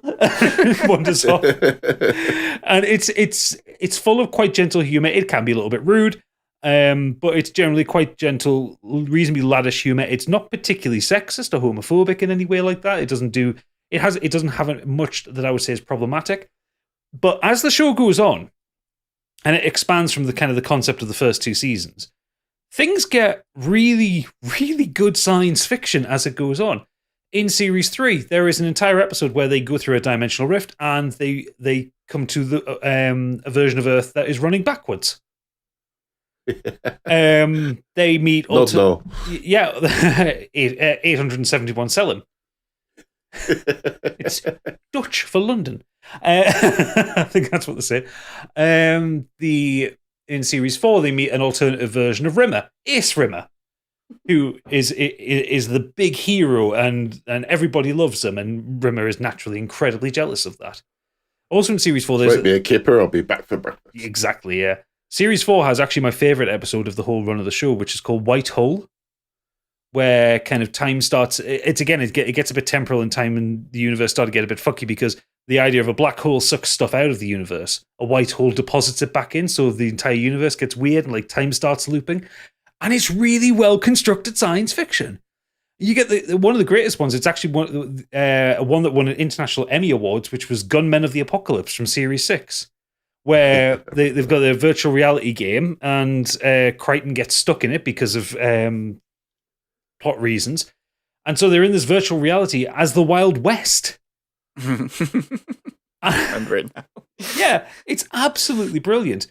It kind of went off. It fell off a little bit of a cliff towards the end. Like season 7 was not that good. Series 8 was all right.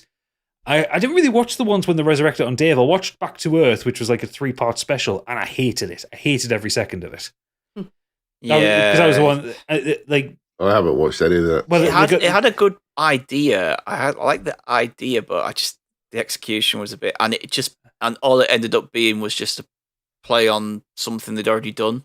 It was a retread of the Despair Squid episode from series 5. It was just that, and it had a bit of a they kind of did a Blade Runner thing with it, didn't they? Like, they did a Blade Runner. They did the Blade Runner killing. They did because at the time Craig Charles was also in Coronation Street, so they went to Coronation Street in it. I thought, oh come on, I remember that. That's weak.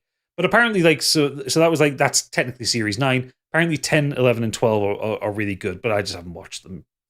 There's 13. Well, the 13 was like a movie. Yeah. I want to watch them. I do want to watch them because I do have them. I'm just like, I want to just see it off. Like, I loved Red Dwarf so much. I was just looking at the series here and that. Actually, it ended originally on my birthday.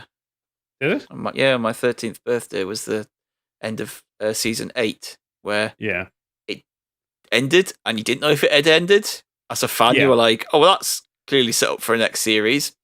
Nothing happened for a long time. Nothing happened. Because that was 1999. Then they brought it back in 2009 for Back to Earth. Yeah.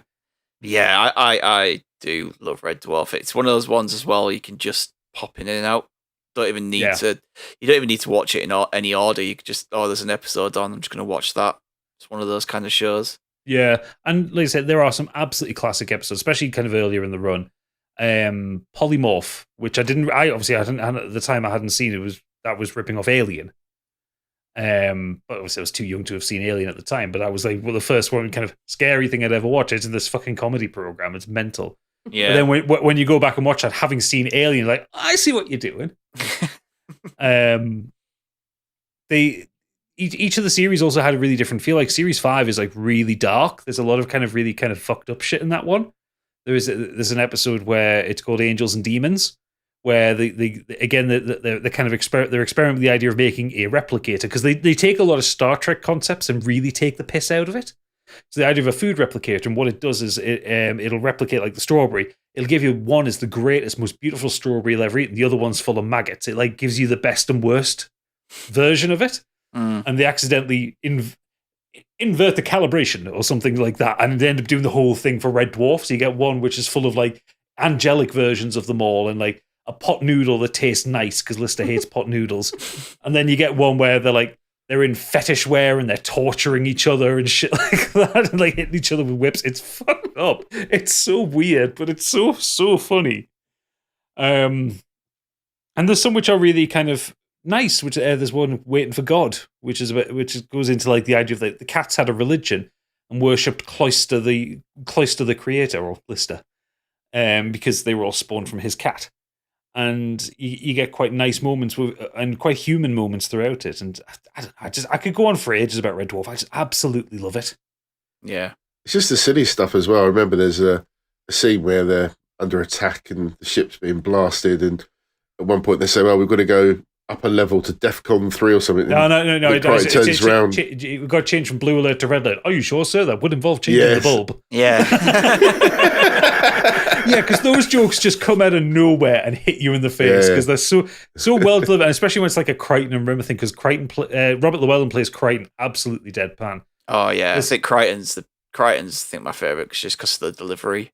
Yeah, there's an episode of series 5 where Crichton becomes human, and he's struggling to adjust to it, and he's explaining it's like Lister, it's like it's all these different human emotions.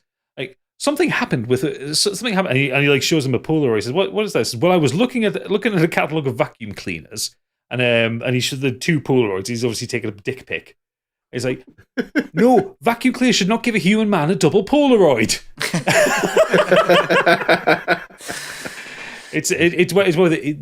All the episodes are on the UK TV player. I think you can watch them pretty much for free in the UK.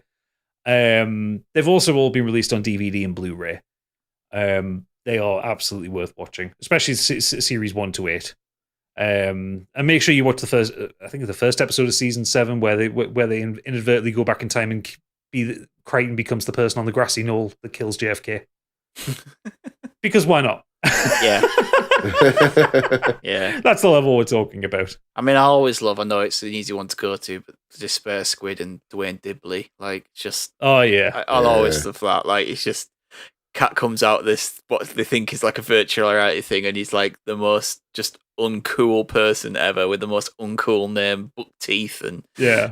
he's just so uncat, isn't he? He's just going, and I'm Dwayne Dibley. Yeah. A man with teeth that druids could use as a place of worship. But I just like that. They're all talking about something and they're trying to figure out what's going on. It just cuts back to him and he's just like, Dwayne Dibley? It's like he just can't get his head around it. Yeah, because Lister's like a rich businessman who turns out he's a fascist or something like that. But again, when you get into the story of what the Despair Squid is and how and what the episode is based around, it's so clever. And like when you get the reveal in it, it's so funny. And that's what me. It just is such good. It gets to become such good sci-fi that you almost forget that it is a comedy at some points until they do something that makes you laugh, and then it's something that I think there's been a lot of attempts at sci-fi comedy because they did that Hyperdrive with Nick Frost in, which was poor, and I never really got on with the Orville, but apparently that became quite good. Yeah, I started it. I need to carry on with it, but I did enjoy the first few episodes I watched, so I'm going to carry on. But there's been attempts at sci-fi comedy, and I don't think anyone's really got it as right as Red Dwarf has got it. No, Red Dwarf is just spot on. Really, really good. Right, well, they are excellent all around from everyone. What have our listeners been saying, Gadget? So Lee Davies has said there's so much to choose from. I can't really pick one, so I'll just say Rick Mail. Fucking love that guy. There you go. He's in so much great stuff, from the Young Ones to Bottom to Blackadder. I mean, he guessed in Blackadder, and it's still the best episode. Then there's the majesty of his reading of George's Marvelous Medicine on Jackanory. Truly the best reading of a book there has ever been. Rest in peace, Rick, the people's poet. I mean, Rick Mail was just transcendentally funny. Yeah. Mm-hmm. So good. Big loss. So good. Mike Halstead said the IT crowd is amazing, and the best season of Taskmaster was season 7. I remember who was on season 7 of Taskmaster.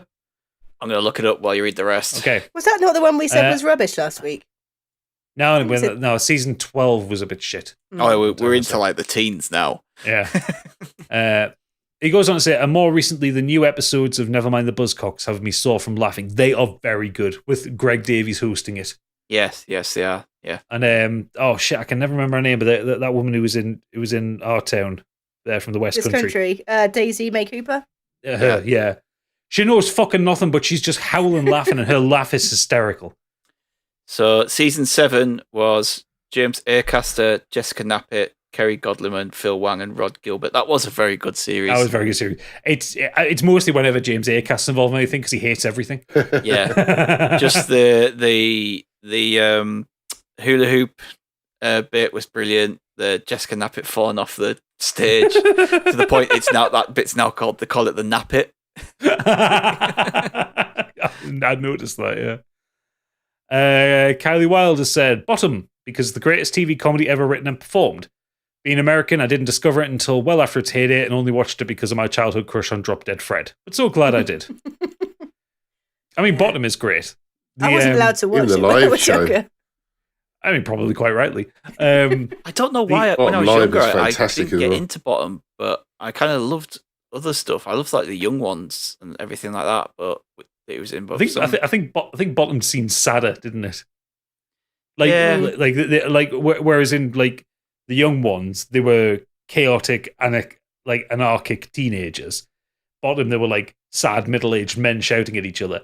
But it is so funny, and I love the live shows just when they fuck it up and start corpsing. Like, there's one where like Adrian Edmondson is like being over the top about something, and the crowd's going wild for him, and like he's like standing there holding onto a pole, like smiling and taking it all in. And Rick Mail's like fuming. Yeah, the one I think I shared. Waiting for all your friends to finish.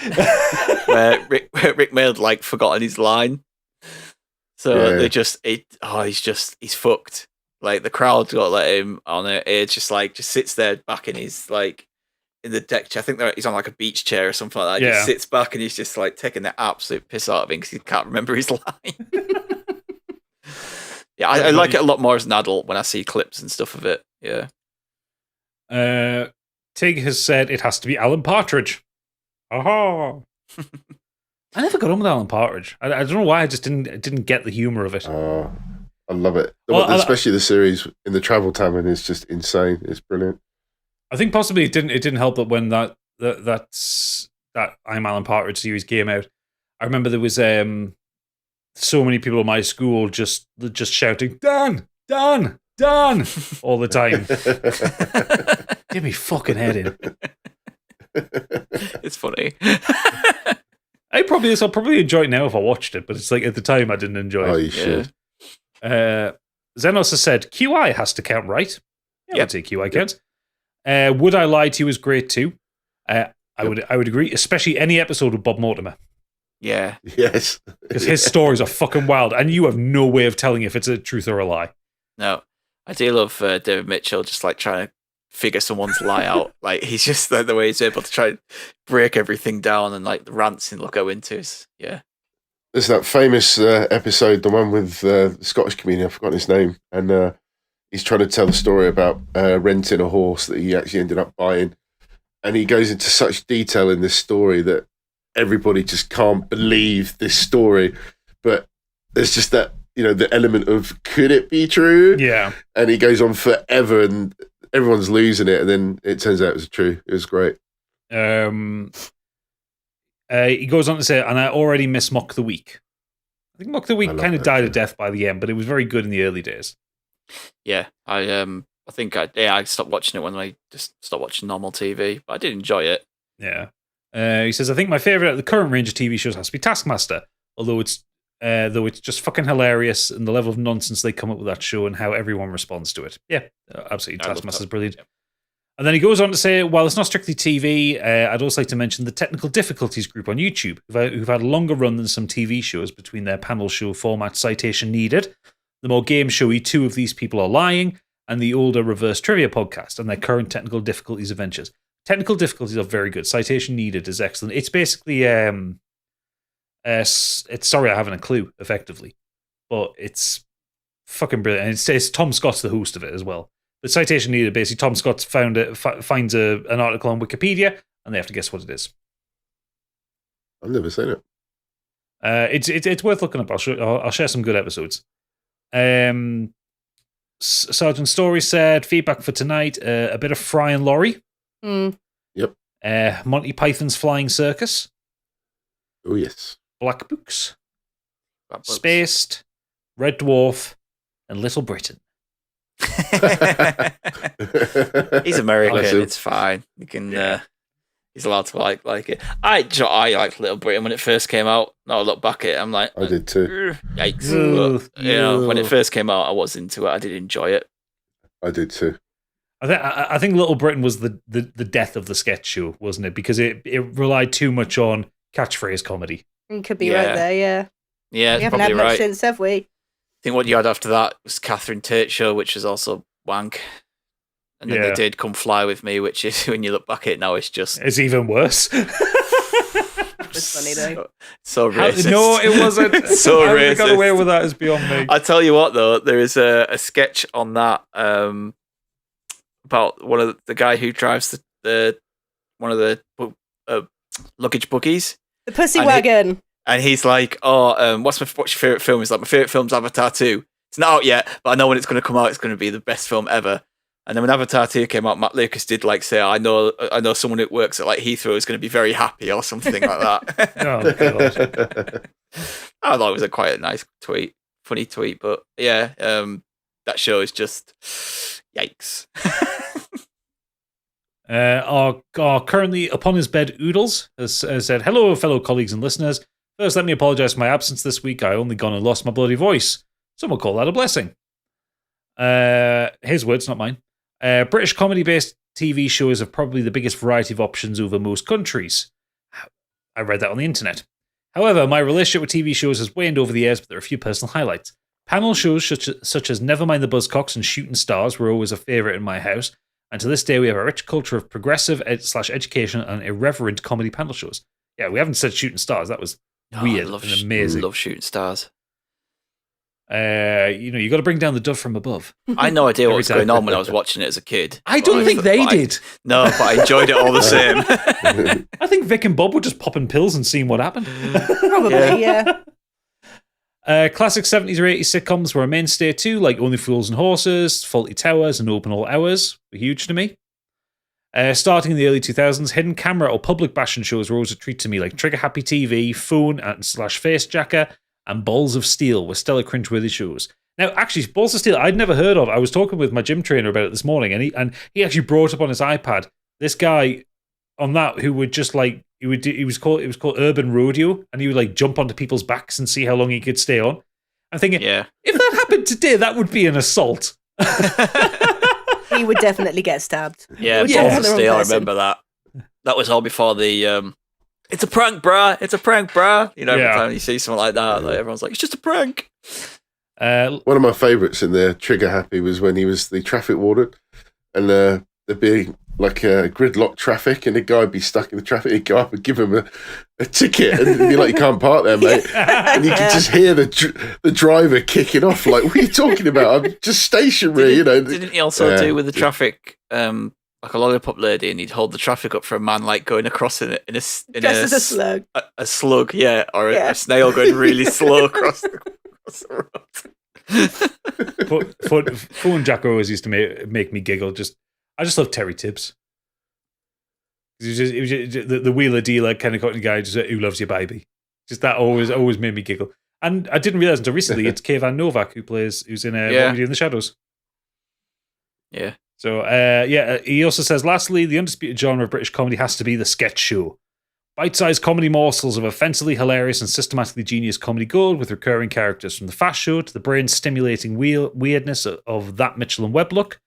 Not to mention shows that politically aren't appropriate nowadays, such as Boo Selector, but still had an impact on me. Oh, Mitchell and Webb is great. Yeah, I forgot about that. I loved that. And Peep Show. Let's not forget about Peep Show. Yeah, well, I was gonna mention that in the Patreon bit. But yeah, Peep Show's fucking incredible. Actually, people put a lot in for this one. We got Kurt Lewin up next. Best boy. He says, Fawlty Towers would always be my first choice for this question, but I want to give a shout out to something more recent, and that is the Channel 4 sitcom Friday Night Dinner, which I talked about a few weeks ago. It had quite a few series, but I came to it quite late after a recommendation from my sister. It stars one of the lads from The Inbetweeners and the late Paul Ritter. Every episode was a banger, with some scenes leaving me gasping for breath. It was comedy safe for all the family too, as my mum and dad loved it, and it has some famous phrases from the dad, such as shit on it. Shit on it. Love that. I love that the end of the series. I've never seen that. At the very last scene of the series is just him going, "Oh, shit on it." Yeah. We also quote like, "Any time it's hot, I'm just like, it's boiling." When you catch like, it's boiling, it's boiling. Also, shout out to Miranda and Not Going Out. Not quite as consistent in quality, but there were some truly great episodes in there. Now, I can't stand Miranda, but I really enjoyed Not Going Out, except her scenes in it. I don't like her humour. I just can't get away with it. I don't know what it is. Yeah, I'm not a massive fan. And last up, we have Futile Exercise. After being brought up last week, I have fond memories of the many comedy shows that came along towards the end of the 90s. As mentioned, The Day Today and Brass Eye. I still can't believe some of the celebrities he got on that. The Cake episode, It's a Made-Up Drug, was another standout. Fucking Cake episode, my God. Fucking Phil Collins holding up a cake going, this is the dosage. I don't know how they didn't get it. Like they were making it really obvious that it's a piss take. So good. Maybe not so popular, but my introduction to who I'll come to in a minute was Takeover TV. This late night Channel 4 show where viewers could send in their own weird videos could be seen as a proto YouTube or TikTok. This was interspersed with some well-known names, including Adam Buxton, Joe Cornish, Edgar Wright, Graham Norton, Garth Jennings, and Alexander Armstrong. Which brings me to the Adam and Joe Show. This eclectic selection of sketches, pranks, and toy remakes of films seemed to click with my sense of humour. It still has what I consider to be the best football song ever. Along with Spaced, which came along a bit later, made my Channel 4 my usual Friday night viewing. And with regard to newer content, I'm constantly flabbergasted with some of the crap that has come out more recently, with special mention to Citizen Khan, which, yes, that was dreadful, and the pod-punching bag Mrs. Brown's Boys. Oh, yes. On a more positive note, Friday Night Dinner was a constant delight, and it's such a shame that we lost Paul Ritter. He is hoping more gems emerge. Yep, I agree with everything in that one. like in the late 90s, Channel 4 on a Friday night was an absolute banger. Yeah. Oh yeah, Channel 4 is I think the place to go for best British comedy stuff now. I think they're the ones that kind of push the envelope as well. Still, Yeah, because I think the BBC make safe stuff now, don't they? They don't push. Yeah. They don't have an edge like they used to. there's stuff on BBC Three that's meant to be really good, but they just don't seem to. If they have something, they just chuck it out onto BBC Three. Like they don't really seem to care. They don't care about putting it on prime time like they used to anymore. No, which more the shame. Yeah. But yeah, that's everything. Awesome. Well, thank you everyone for writing in. And this is the end of the podcast. So thank you very much for listening. If you, whatever, I can't even end the podcast either. Come back, Oodles. Patreon.com/modernescapism. Twitter.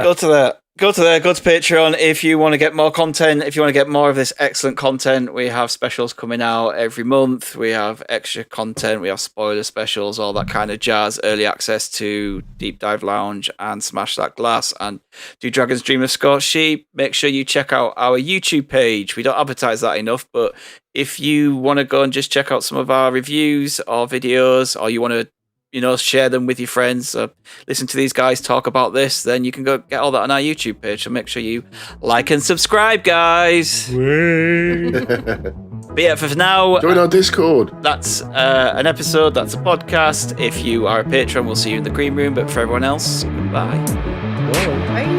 Bye.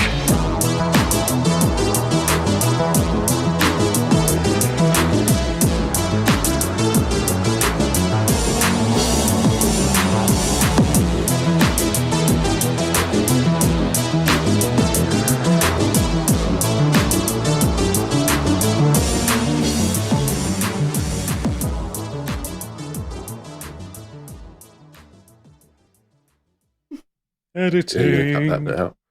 Of course I am. There you go. Lots of editing to do in the fine. first 7 minutes. It's still early in the year. It's fine. The podcast Speaking on of- your Gadget. Of course I am.